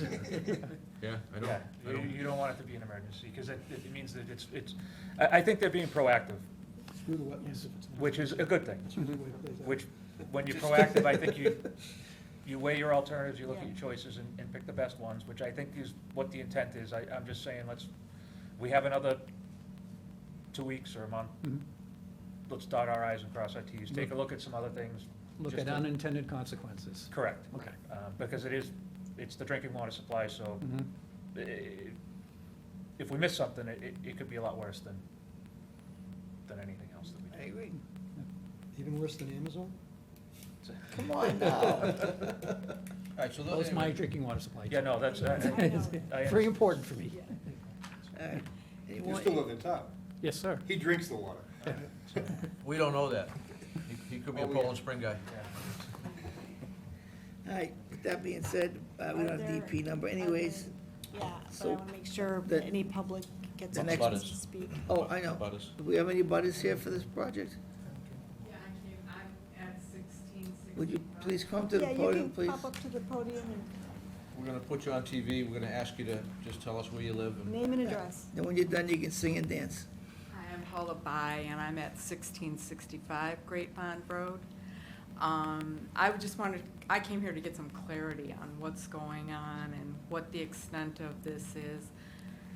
When there is a lot of rain, there is, at the end of my driveway, a giant puddle. There's a small ditch or whatever on opposite the lake side of the road. And the road does get covered with water. So I'm just kind of concerned. I have in my driveway installed by the previous owner, there is a drainage situation that was put in there by the Zaricos or whoever. They built it. But I'm just kind of concerned, like, the extent of this project. I don't want all those trees there, you know, it's beautiful. I'm concerned with the lake and what they're doing to, you know, preserve the lake bed. as it is, and I just didn't know if it was, is this an erosion project, or, my personal opinion is, have there done any studies or anything like about the traffic and weight limits of the traffic? There are so many big trucks going up and down that road now, it's ridiculous. And I'm just kind of wondering, just in the short year and a half that I've lived there, the amount of truck traffic and heavy vehicle traffic and traffic in general has increased. And I just wonder, are there any like limits, and what are the effect of weight limits and whatnot on that road, and things that could be other measures taken to, help facilitate this, road collapse or whatever, so. It's a good question. I'm just here to follow up and get some clarity on what the project is and what's going on, but. Going with that truck weight and the traffic flow, I don't know how it was, but that was a state road. And now it's, State numbered route under local jurisdiction. right, so the weight limit and the traffic, all that stuff, that would have to be the state. I don't think the town could restrict a state road. Oh, no, I disagree. The Really? state numbered road under local jurisdiction, but to have weight limitations is a very arduous undertaking there. Under state numbered roadways, they're a critical route, and if you get weight limitations, you have to have no ability to increase bridge capacity or culvert capacity. You have no other option other than to reduce the weight. And then you have to prescribe, you have to do a weight limitation, you have to prescribe an alternate route through other cities and towns.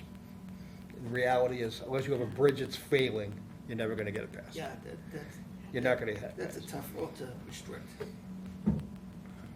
But it's also a point well taken, that the weight, the constant daily traffic and the weight of the trucks does take substantially more of a toll on a roadway than a four-wheel car does. You know, the performance curve of a roadway, the more it deteriorates, the faster it deteriorates. There's no question. So if you don't stabilize it, you will end up with an emergency. But I agree with Joe, to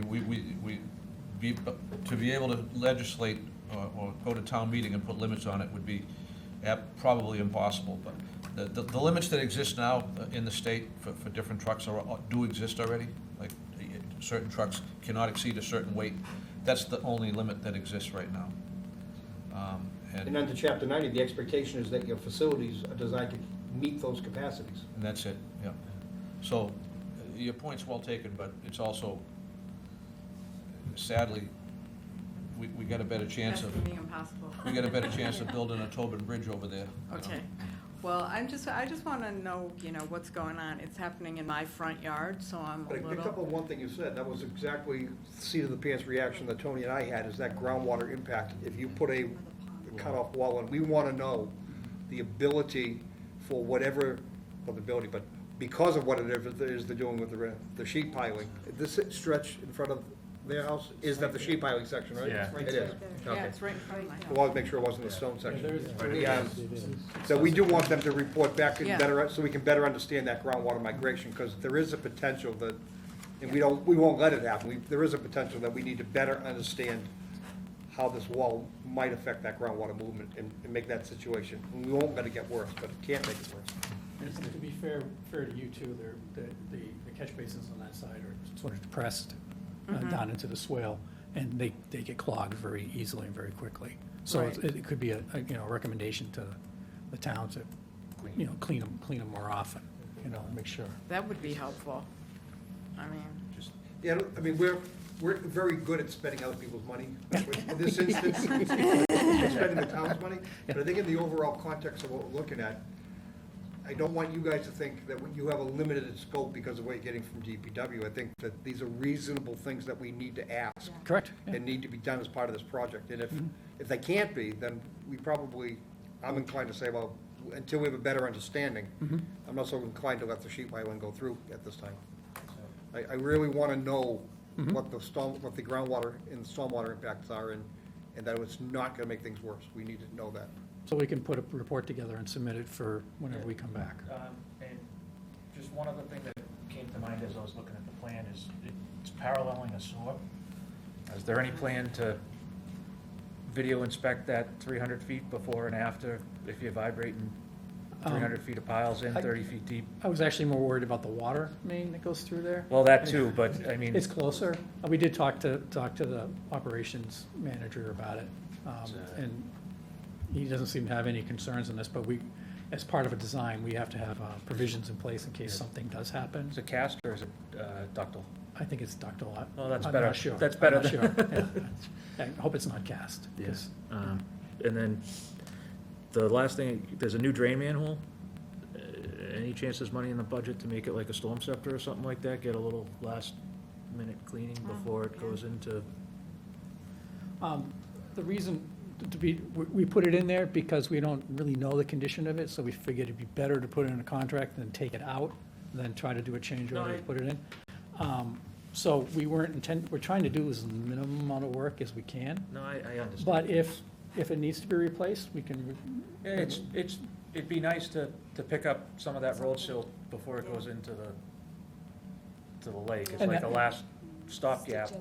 And it might also help with the drainage across the street. Right. Okay. All right, so we continue till the next meeting. So moved. 14? Second. All those in favor say aye. Aye. Opposed? And that's unanimous. Thank you. Thank you. Chairman, just a quick reminder, I probably have like another 5 minutes before I have to fly, and this will probably be the last time I need to do that. Okay. Really? I think we're in good shape. Yeah, because we have this one, that's it. Except for our small projects.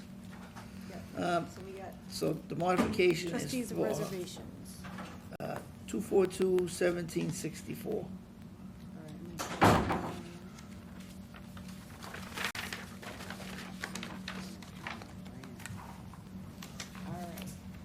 All right, so Commission will recall issuing an order of conditions for a new access driveway off of Chickering into the Stevens Coolidge Estate to service new parking and circulation through the site.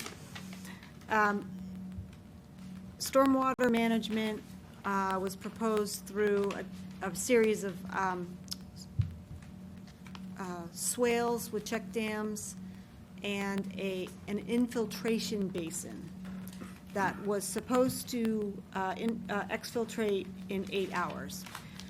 It got built, and it did not infiltrate practically at all. Trustees engaged a new engineer to look at this situation, and they've come up with actually an alternative that Joe has reviewed before it got submitted. He's been on site, and we thought at first that it would take a lot more real estate to create a detention basin to be able to handle all of the storage. But we're working within the same footprint of the basin, which is a good thing.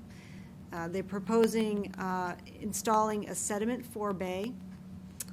They're raising the berm height around the perimeter of the basin to elevation 209. They're reestablishing the basin bottom at 206.1. They're installing a 4-inch diameter orifice at the face of the outlet structure so that we don't have long periods of standing water. So we have sort of cleaning at the sediment forebay and then going into the basin and exiting. They're proposing an emergency spillway at the westerly side? The westerly side of the basin, and installing a riprap line swale with a level spreader off the existing outlet, riprap outlet, to direct water away from the houses on Old Village Lane and getting it to the wetland. So that's this right here. And so they're staying outside the 25 with all the work. And we have an updated O&M plan for the new features. And I think that's it in a nutshell. So we have Jim with OHI trustees, new engineer with us. Thank you. Joe, do you have any questions? Actually, based on the site walk and everything we've been in discussions with over the over the time, this is exactly what we were looking for. I just want to point out that the outfall isn't so much a flaw in the original design so much as that it's micrograding.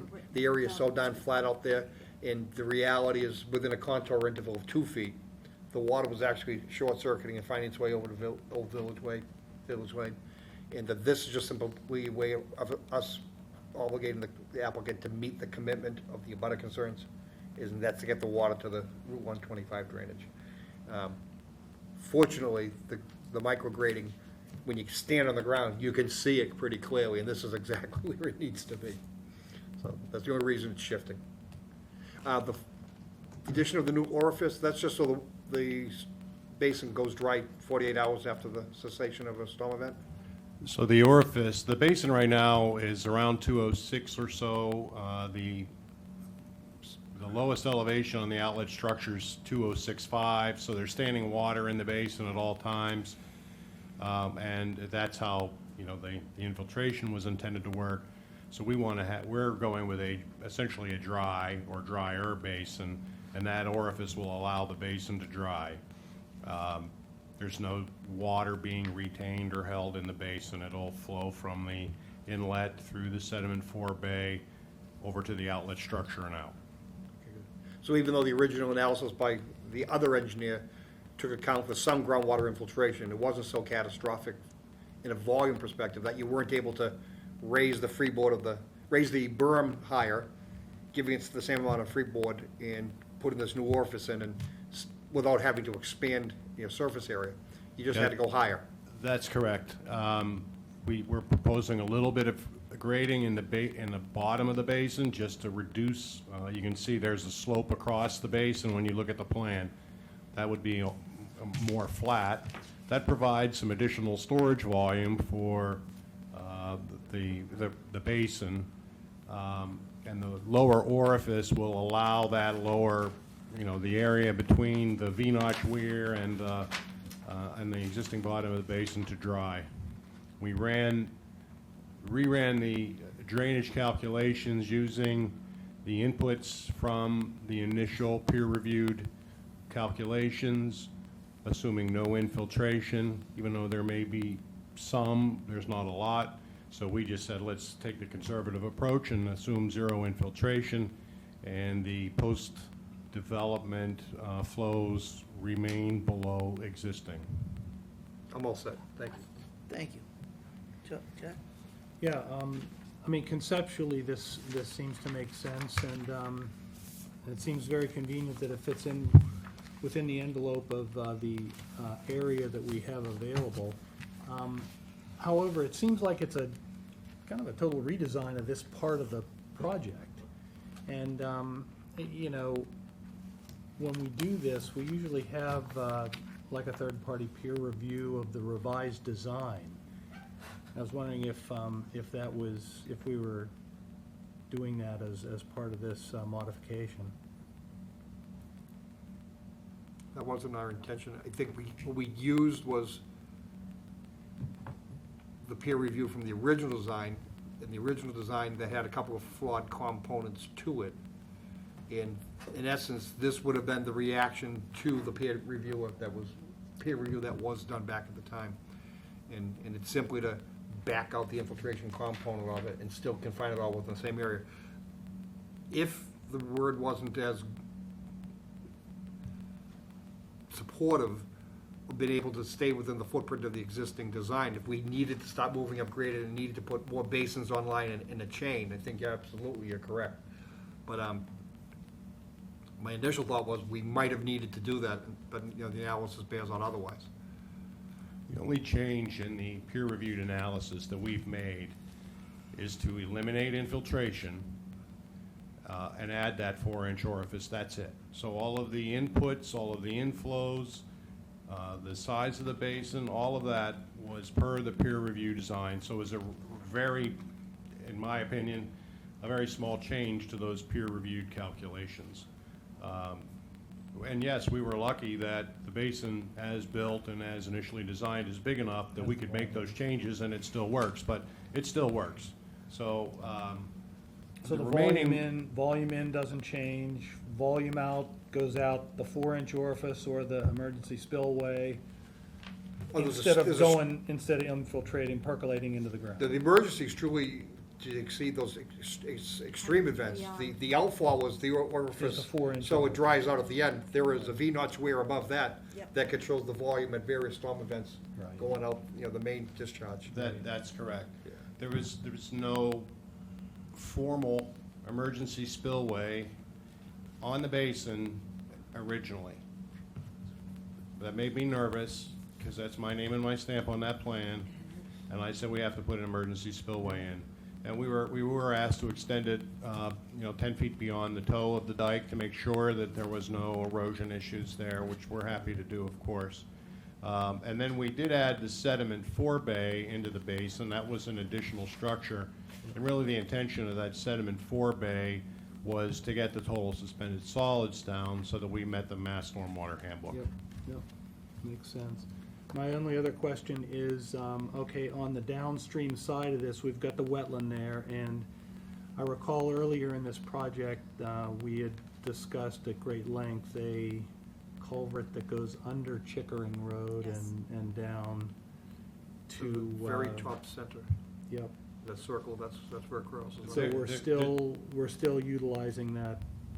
There's a manhole over there, and our proposal, and there's a detail on the plan, is to turn that into a catch basin. So what would essentially happen is that the water from the basin would flow through the swale, out the level spreader, into the wetland, and eventually make its way over to that catch basin. Amy, can you scroll back down?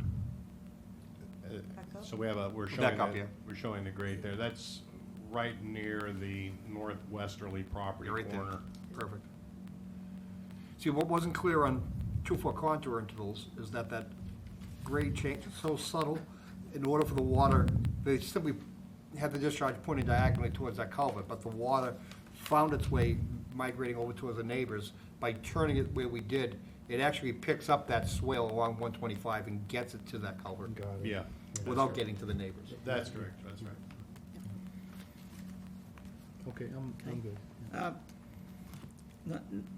I agree with what I've seen from you.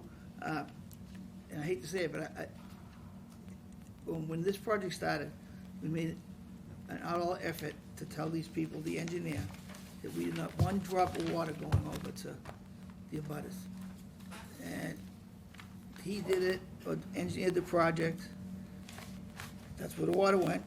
And the third-party review that we hired just rubber stamped it and just moved on. Now, it wasn't engineered, it was wrong. I know you can't say it, because it's like doctors, don't throw doctors under the bus. So, but I'm just saying, it just sticks on my craw that we emphasized to make sure it was engineered right. We trusted them to engineer it right. Then we hired a third-party review to review the engineer to make sure it was right, and it was wrong. So I'm not happy with the people that did this. And fortunately, you're able to rectify the problem, and Joe spent a lot of time on it. But that's my opinion of this whole situation. What's encouraging here is the applicant, TTOR, understood this, brought it to our attention, and brought it to Amy's attention, and then my attention, and we did a field visit to better understand it and get the direction. And they, on their own volition, made the decision to change horses midstream, so to speak, no pun intended. And so everything we would hope for an applicant to do has happened to you.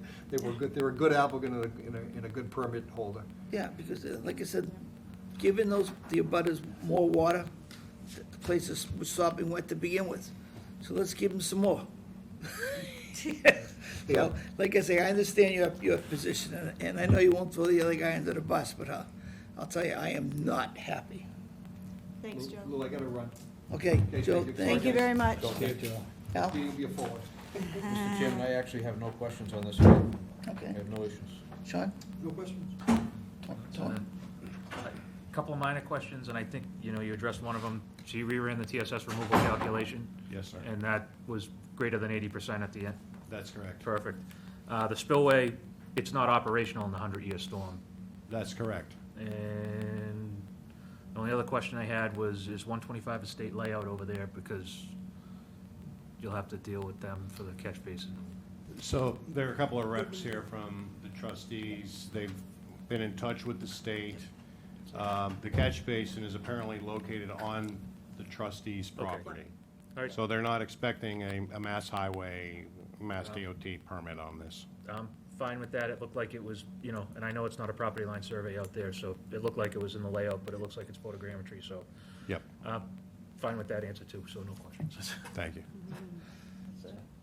Okay, so we need a motion on the modification. I move that we grant the modification for 242-1764 Chickering Road, Andover Street. Second. All those in favor say aye. Aye. Opposed, and that's unanimous. Thank you very much. Have a good evening. Next one is, So, do you think we could jump to the Eagle Scout, since we don't look like we've you got... want to jump to where? To the Eagle Scout? Okay, yeah, It's Eagle Scout. sure. Alrighty, so we've got Will Guggenberger with us this evening, and he's done a wonderful PowerPoint for us. If I can find it. I think this might be it. Alrighty.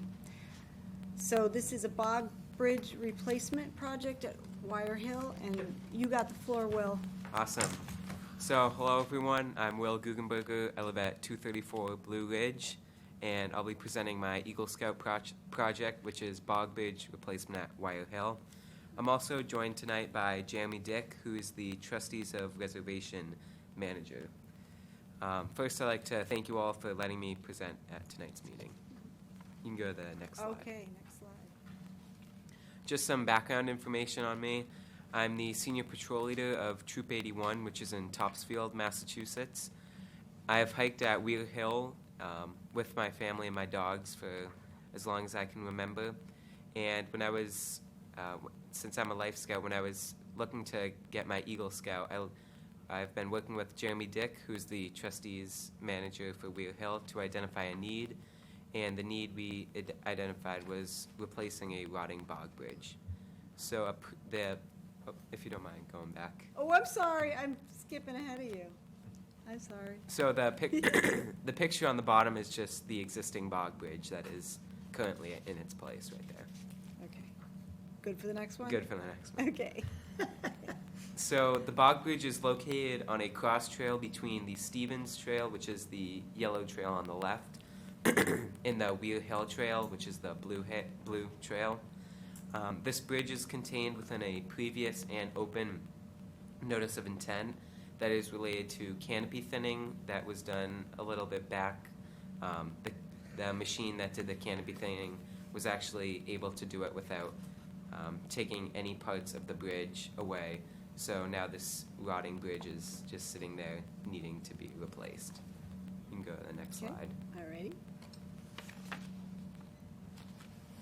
This is an aerial shot of where the bridge is. So we have the Stevens Trail on the left and the Wheel Hill Trail on the right, with the Bog Bridge right in the middle. You can go to the next slide. All right. So the bog bridge that is currently there now is 80 feet long, and it is made of spans of 3 side-by-side timbers, timber stringers, which are hemlock and pressure-treated. The pressure-treated timber stringers are sitting on stacks of sills that are resting into the ground. Some issues with this bridge is it is greater than 10 years old, which has caused some of the treads to have rotted. Some of the sills have also settled and caused dislodging, which has caused unevenness and sags in the bridge, and large gaps between the different treads have made it dangerous for people to travel, biking and hiking. You can go to the next slide. Here are a few pictures of the bridge. On the left, it has the rotting treads. So the leftmost bottom one you can see is basically all filled in with rotten. And on the right, it has the large gaps. The large gaps pose a hazard for bicycle tires to get stuck in them, which can be very dangerous. You can go to the next slide. So the scope of this project, we will remove the existing timber stringers. Once that is done, we will repair the sills as needed. Not all of the sills need repair, but some of them do. We will maintain the sill locations as possible, which is every 8 feet.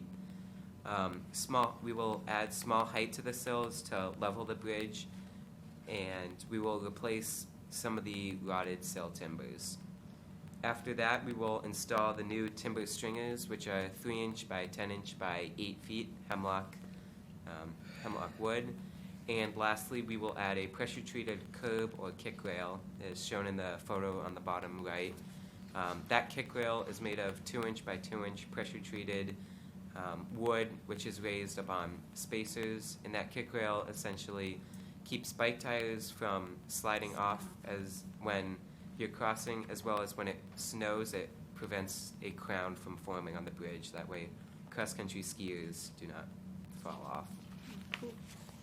You can go to the next slide. So some logistics. The timbers will be cut to length off-site in one of the trustees of reservations workshops. The old bridge material will be taken off the bridge and then carried with, the old bridge material will be taken from the bridge site by hand and a cart to the bridge drop-off site, where a trustees of reservations truck will export it away. The new materials will be driven by a truck to the drop-off site. And lastly, I will be working closely with Jeremy Dick to follow the best practices of working in the conservation zones. So that was all my presentation. Excellent presentation. Thank you. Jack, any questions? Just some comments. I think it's, I have to hand it to you, this seems to be a pretty well thought out project, including access in, access out, where you're doing the cutting. These are questions that we often ask Eagle Scout candidates, and maybe you or your leaders have been paying attention, because we've had a few in the past year, and those are the kinds of questions we ask, and you've proactively answered them. Also, design of the bridge, also the layout of the bridge, the location. I know exactly where that is. It's all good, and I think you've done a great job in conceptualizing this. I did have one question on it, and it may be in your information. The tread timbers, are they pressure treated or hemlock? They're pressure treated. They're pressure treated. So what's coming out is pressure treated. You're leaving the sills, enhancing the sills, and then pressure treated. What the bridge is made out of is actually not pressure treated. It's just hemlock timbers. Yeah, the existing bridge is rough cut hemlock, and we'll replace it with rough cut Okay. hemlock. Yeah. Okay.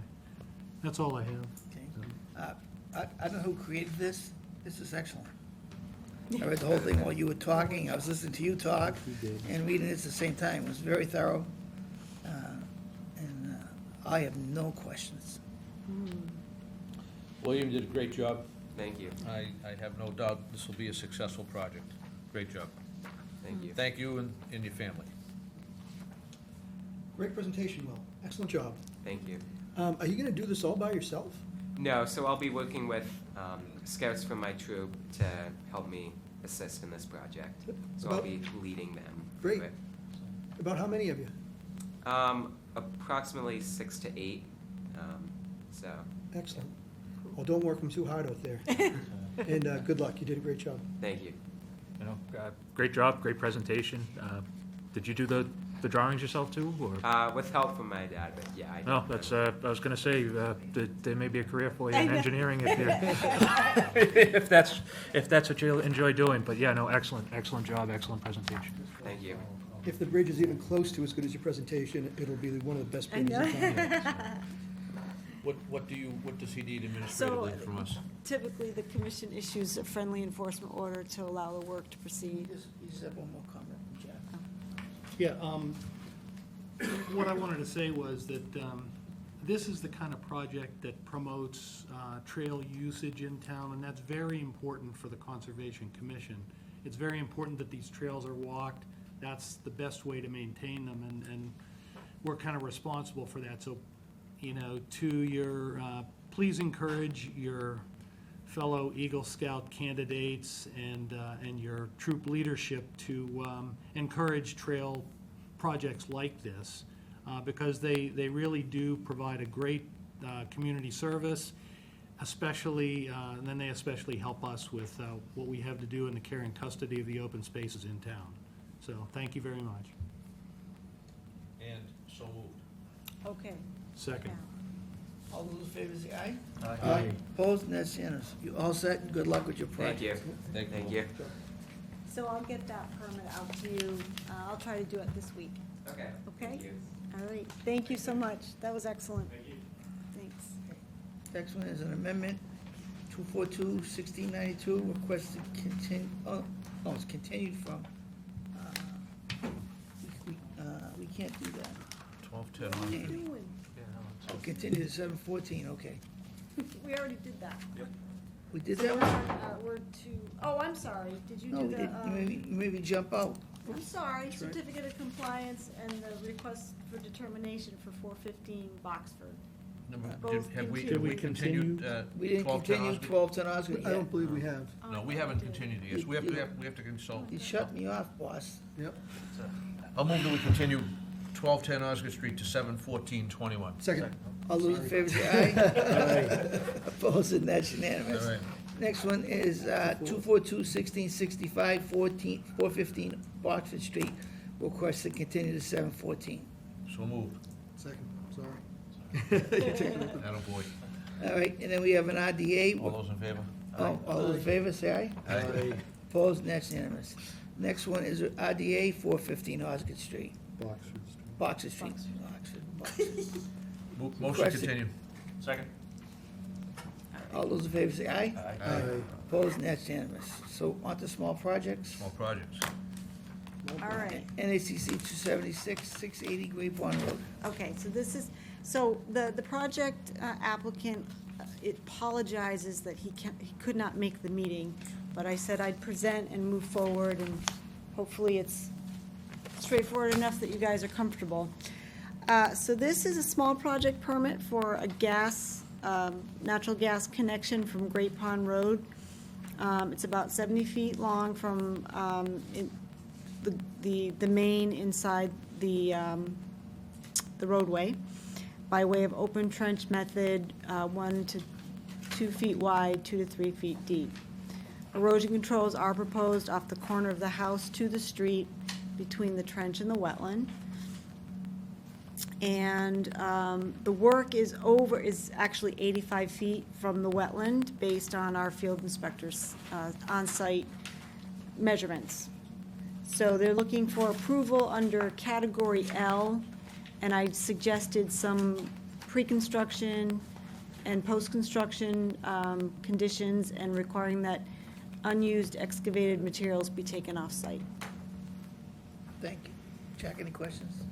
Who's gonna be doing the work? Is Eversource doing it? Yeah, Eversource They are. provided, yeah, yep. Do you So have it? Yeah, what's Do these you not have setbacks it? on all We do, it's just Is it the disguised on the other floor. Oh, sorry. Oh, an undercover project. No, Must be below ground. sorry about that. Underground road. Any questions, Al? Can you come back to me? Okay. Sean? No questions. Tony? No questions. Okay, you, Al. I'm back. I have no questions. Motion. Move that we approve it as an L with any conditions Yes. As recommended. Pre-construction with erosion control inspection, remove excavated materials that are not used off-site, and then post-construction site inspection to approve removal of erosion control after area is stabilized. Move it as an L with those conditions. Second. All those in favor say aye. Aye. Opposed, and that's unanimous. Okay, next one is NACC Project 277, 277, yeah, 415 Ray Street. Okay. So, none of our small project people could make the meeting, so they do apologize. So, this is one of the new lots in the Ray Street subdivision extension.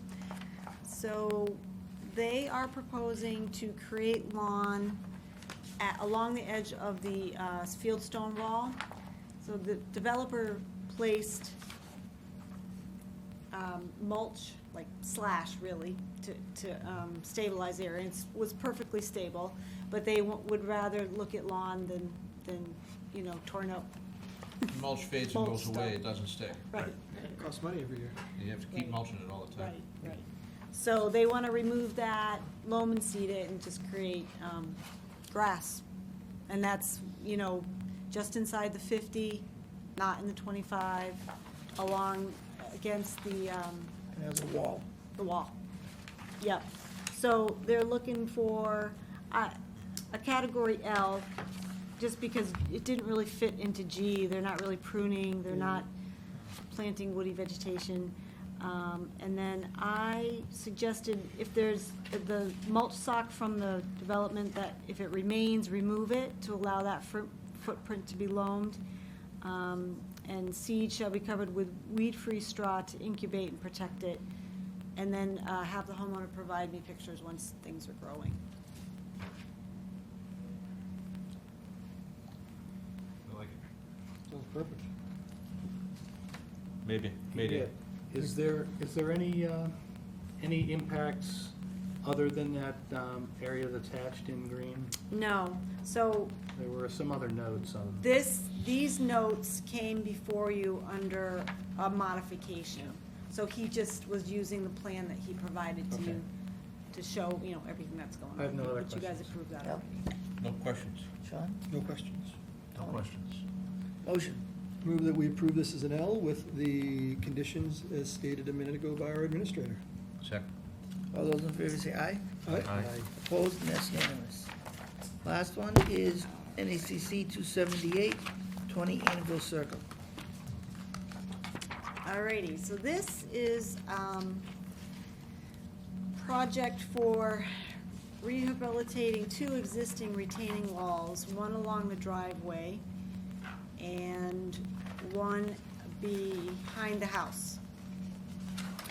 So along the driveway, in this highlighted area, it's about a 20-foot section east of the driveway that consists of stone and is about 3 or 4 feet high in height maximum. And this wall is starting to bow out, fines are escaping, rodents are tunneling, and smaller rocks are falling out into the driveway. The wall is about 84 feet from the wetland. The second section is about a 12-foot long section off the rear left side of the house, and it's really experiencing the same condition as the one in the driveway. And this wall is about 67 feet from the wetland. So the proposal is to disassemble the walls and rebuild in the exact same footprint and height with a block-style wall. The contractor will accomplish the work manually and operate wheelbarrows to and from the work areas to a dump truck that's going to be parked in the cul-de-sac. Existing rocks will be immediately loaded into dump trucks. The homeowner was adamant about not allowing any heavy equipment on the driveway because it is starting to show its age, so he doesn't want that going on, so he'll be there watching them with the wheelbarrows the whole time. So, and since this is not a new retaining wall, simply rehabbing existing ones with no enlargement, they're looking for approval under category L. And let's see, I suggested a pre-construction site inspection to observe an 8-inch mulch stock at the edge of the driveway, just to keep anything, I mean, I think there's very little, you know, There's not a lot of pitch out there either, so you, right, so, any unwanted materials be immediately put into the dump truck and taken off-site, and then post-construction inspection to verify compliance. Be interested in watching them guys carry the stone up the driveway. Yeah. No questions. It'll be a workout for someone, no questions. I heard the guy that used to own the house is gonna help. Say what? I heard the guy that used to own the house is gonna help. Could be. Could be. He built that stone wall himself. Oh, It's impossible that it's falling down. This is a fraud. No, I'm just kidding. I didn't build any, never built anything.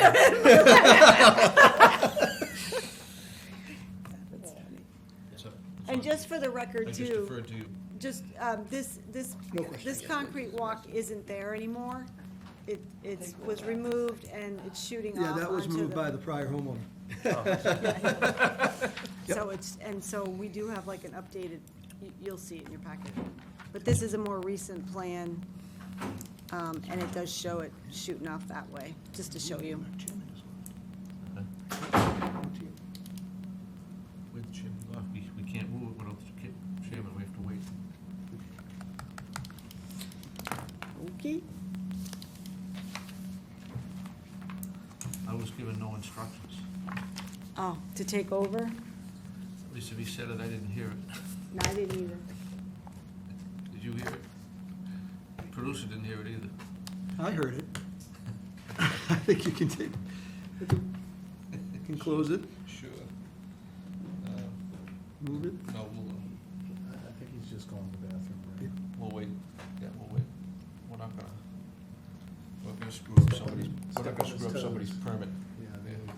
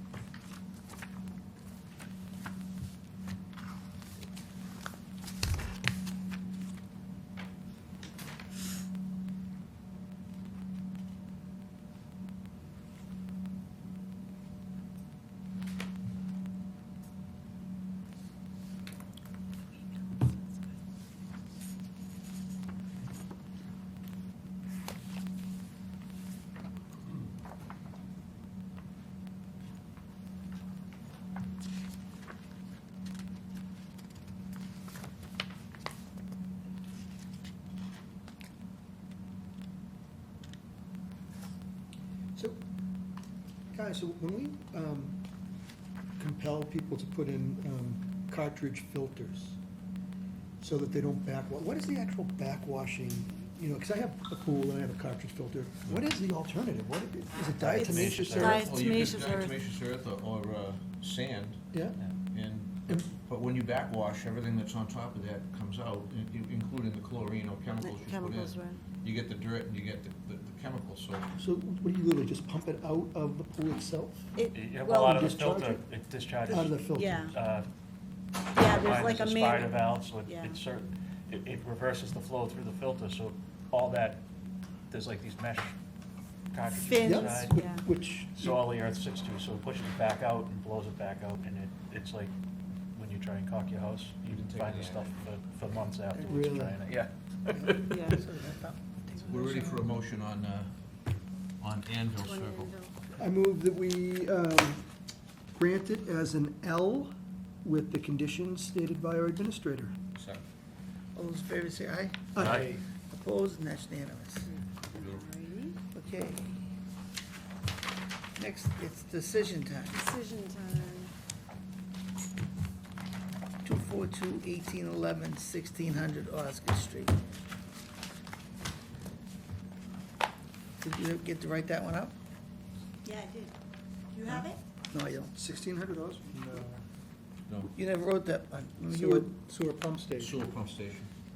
Yeah, sewer pump station. That's We don't what- have You it. guys have it? Yeah, we do. Yeah, we have it right We have here. that. Oh, I That's don't- nice. 1811 we're doing, right? Yeah. It's right here. Yeah. Okay, I don't have it. You don't have it? Yeah, there's 1811 right there. Okay. Where's she going? Is it? I came early, that's why. I don't think you had this one written yet. Yeah, 1811.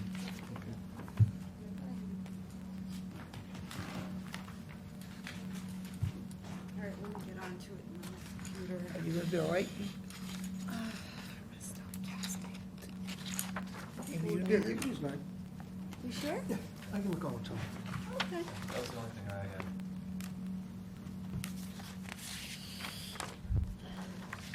Do you guys have one to share? You want- We do, we're good. Okay.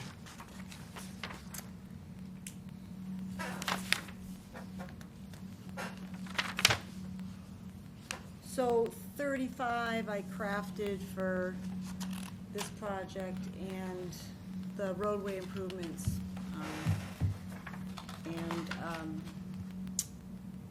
Both parties have looked at that and are fine with it, so I just plugged it in.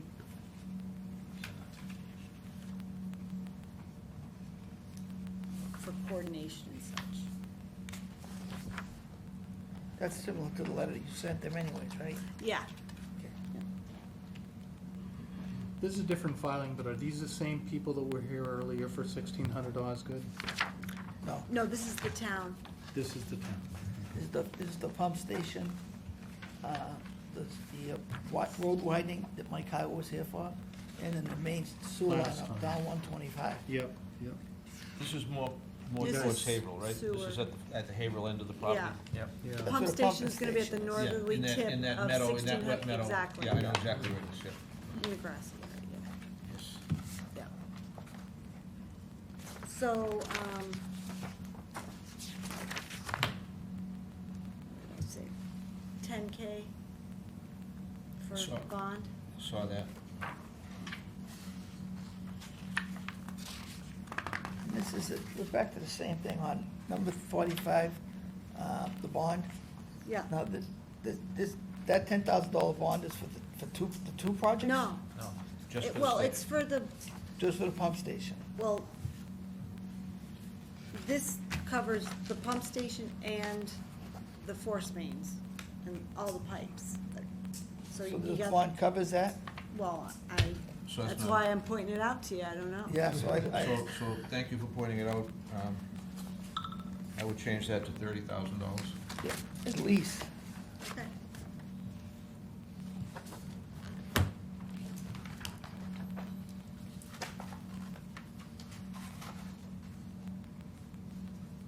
So we didn't have Joe here, because that pipe is gonna go from Bradford Street to French Farm. Well, we have Anthony right here. You do pipe work too? I do. So Okay, I used you Do you think think that bond is 30,000 is enough? an adequate bond? We're talking about a performance bond, you know, if somebody was to By- walk away. By the contract. It's a, you know, but it's a walk away number we're always looking at. Yeah, I mean, so that's probably a half a mile at least. Of force Oh, main. all of that. Yeah, so, I mean, to construct it, you're looking at $125, $150 a foot under the road there. So, that's, and then probably $250,000 to $300,000 for the lift station. But to do the as-built work, I mean, for half a mile of roadway, you're probably looking at a week at $1,200 a day, so that's $6,000 just to do that, then, yeah, so, I mean, you're 10 for the as-built and then to restore anything, so 30 would probably be all of it. And that's probably low. Yeah. So, that reminds me, so, for condition number 65, I borrowed from the Ray Street, the Ray's Pond Sewer Project, where you guys had, for an as-built plan, the sewer and pump station as required by the Division of Public Works. Yeah, my comment was to just add "and the Act." Because And the act, Meaning the Wetlands Protection Act, because they require you to as-built the work. The DPW director's only gonna care about the internals of the pump station, the location of the pipe, not necessarily what was restored. or- got it. And our interest is the, we the want- bylaw- we bylaw want- of And the by, act. all right, Because we did the same thing Okay. when Verizon was at the old center, they didn't want to do an as-built. Yeah, you will. But that's, again, that's okay. the way we, Sure, why- what do we used to say, Jack? Money equals compliance. Exactly. If we have your money, you'll do what we ask. Yep. And that's the whole purpose behind the bond. It's not punitive, it's performance. Amy, this is a perfect example, you know, that if we had an estimate of the project, Yeah, or what it was, because I think it's probably a $2 million project. So we could, as part of our local application, we could start asking. I mean, we'd have to vote to modify the application, but just have, estimated construction costs. And yeah, I mean, because that's, it gives you a guideline and It's a then. good idea, it does, would give us a guideline. yeah, Building permit requires that. yeah, I know. But the building permit comes after us. Right. We precede the building True, permit. but they, Yeah, I true, mean, right. Form U, sign on. Form most, U. yeah, It'll help the building inspector out too, because then if they tell us it's $1 million project, but they go in with, an estimate of $500,000. He's got to do it anyway. They have to Yeah, do it right. anyway. Yeah. Yeah, I even think, for two projects, I even think 30,000 is low. Well, this is only for This the is just the sewer. pump station. No, this This is for the pump station and. Yeah. and the sewer. Oh, yeah. This is All right. it's pump pump station and sewer, station so- with the pipes that lead The to pipes that and, go to the sewer or the sewer line? to and from. You're talking of the. There's to and from. force mains and gravity mains Oh. that are proposed, That's, yeah, oh, so So now you're up to, Yeah, so you scope. probably doubled it. I this- see you might wanna go 50, 45, at 50, least. yeah, Yeah, the scope of this just doubled. yeah. So Yeah. that's- yeah.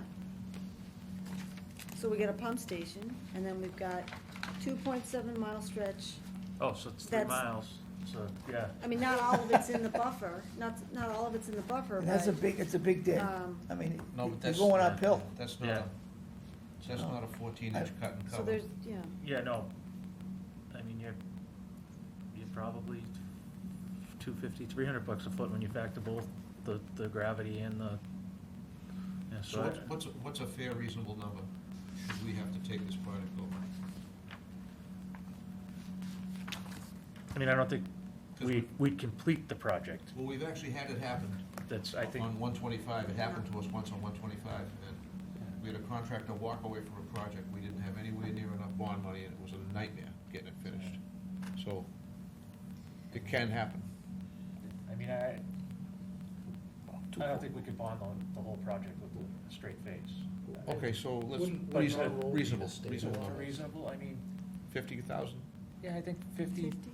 would get us out of trouble enough to repave anything, patch it. I mean, obviously, the pump station's not gonna be operable, it's just a matter of restoring the wetland. Stabilize the site. Yes, yeah, yeah, stabilized. so I think 50 is a reasonable, So let's amend it to 50, Okay, for all the reasons Yeah. described here in the deliberation room. yeah, no, that's, And I'll move that we approve 2421811 as amended. Second. All those in favor say aye. all right, Opposed, not unanimous. You know, and just so the people that are watching this, the bond is not being supplied by the town. It's a performance bond by the bidding Contractor. contractor. 2421813, Mr. Chairman. Yep. Webster Woods.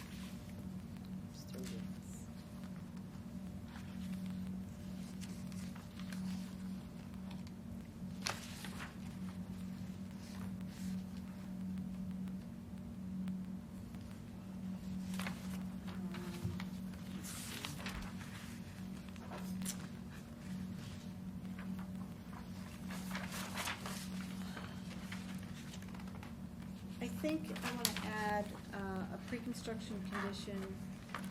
You guys probably would think about this as well, requiring that the 75-foot no-build zone be instrument surveyed and marked in the field, so that there's no, oops. I agree. Is the erosion control upgrading of it? No construction or the 50-foot no build? 75-foot no build for Femoral 75 Pool. rental.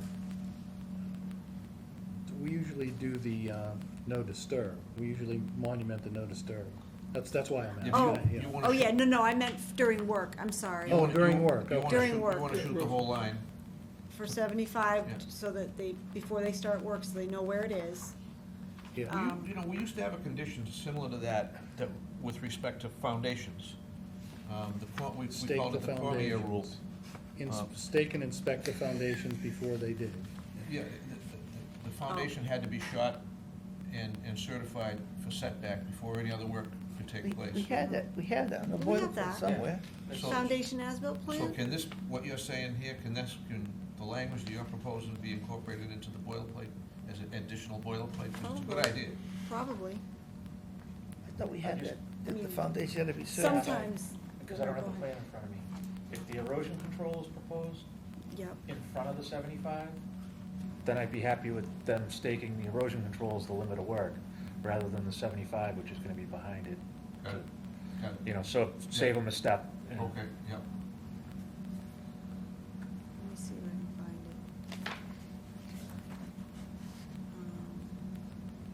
Amy, didn't we always have that on the order that the foundation had to be certified?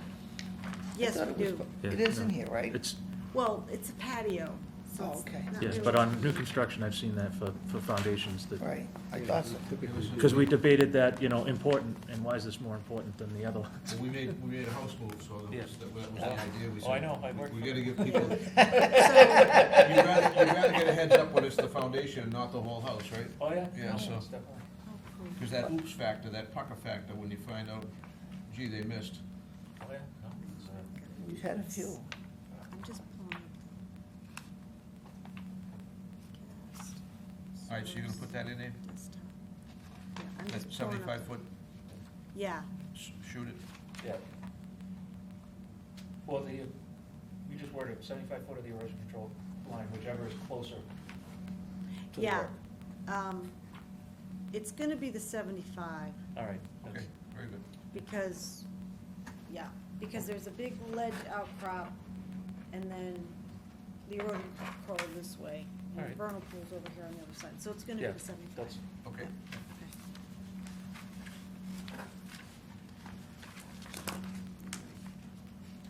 Let's see, threw out 1,000.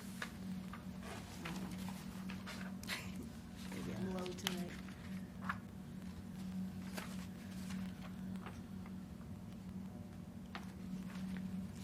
I'm not, you know, I'll leave it up to the commission, but I know it's just, it's a deck, there's something else, isn't there?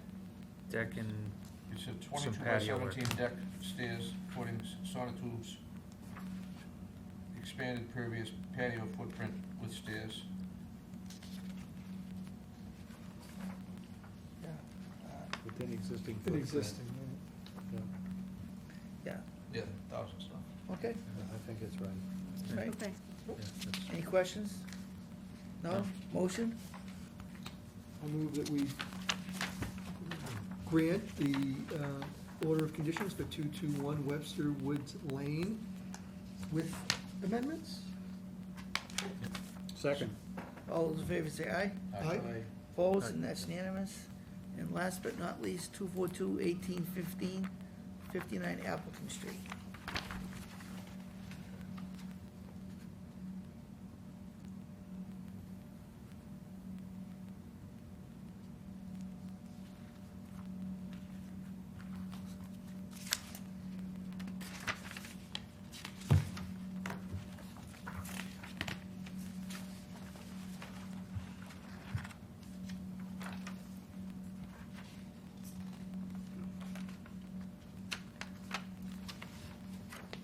is 1,000 too low for a pool? Maybe a little bit. 2,500? It's an 18 by 32 in-ground pool with associated paver patio, walkway, chain link. Tony, how much is that one gonna cost us? He's got it right there. Yeah, I'm looking at, I My mean, money's on Anthony. again, I put a pool in not too long ago, so the- might be able to help out on I'm guessing 40 for a pool that size? once you do the lid, everything around it. Yeah, well, I'm thinking that our only concern is filling the hole back in and getting lawn on it. Stabilize, Yeah, right. that's- Fill the hole and stabilize. That's our mission. Yeah, so, If everything goes wrong, we gotta stabilize the site. It's more than 1,000, Yeah. but, 1,000 won't even get you a day of work. Somebody proposed 25. I wouldn't have you call me up for that kind of money. 3,000? 3,000? yeah, Yeah, 3,000. seems reasonable. Okay.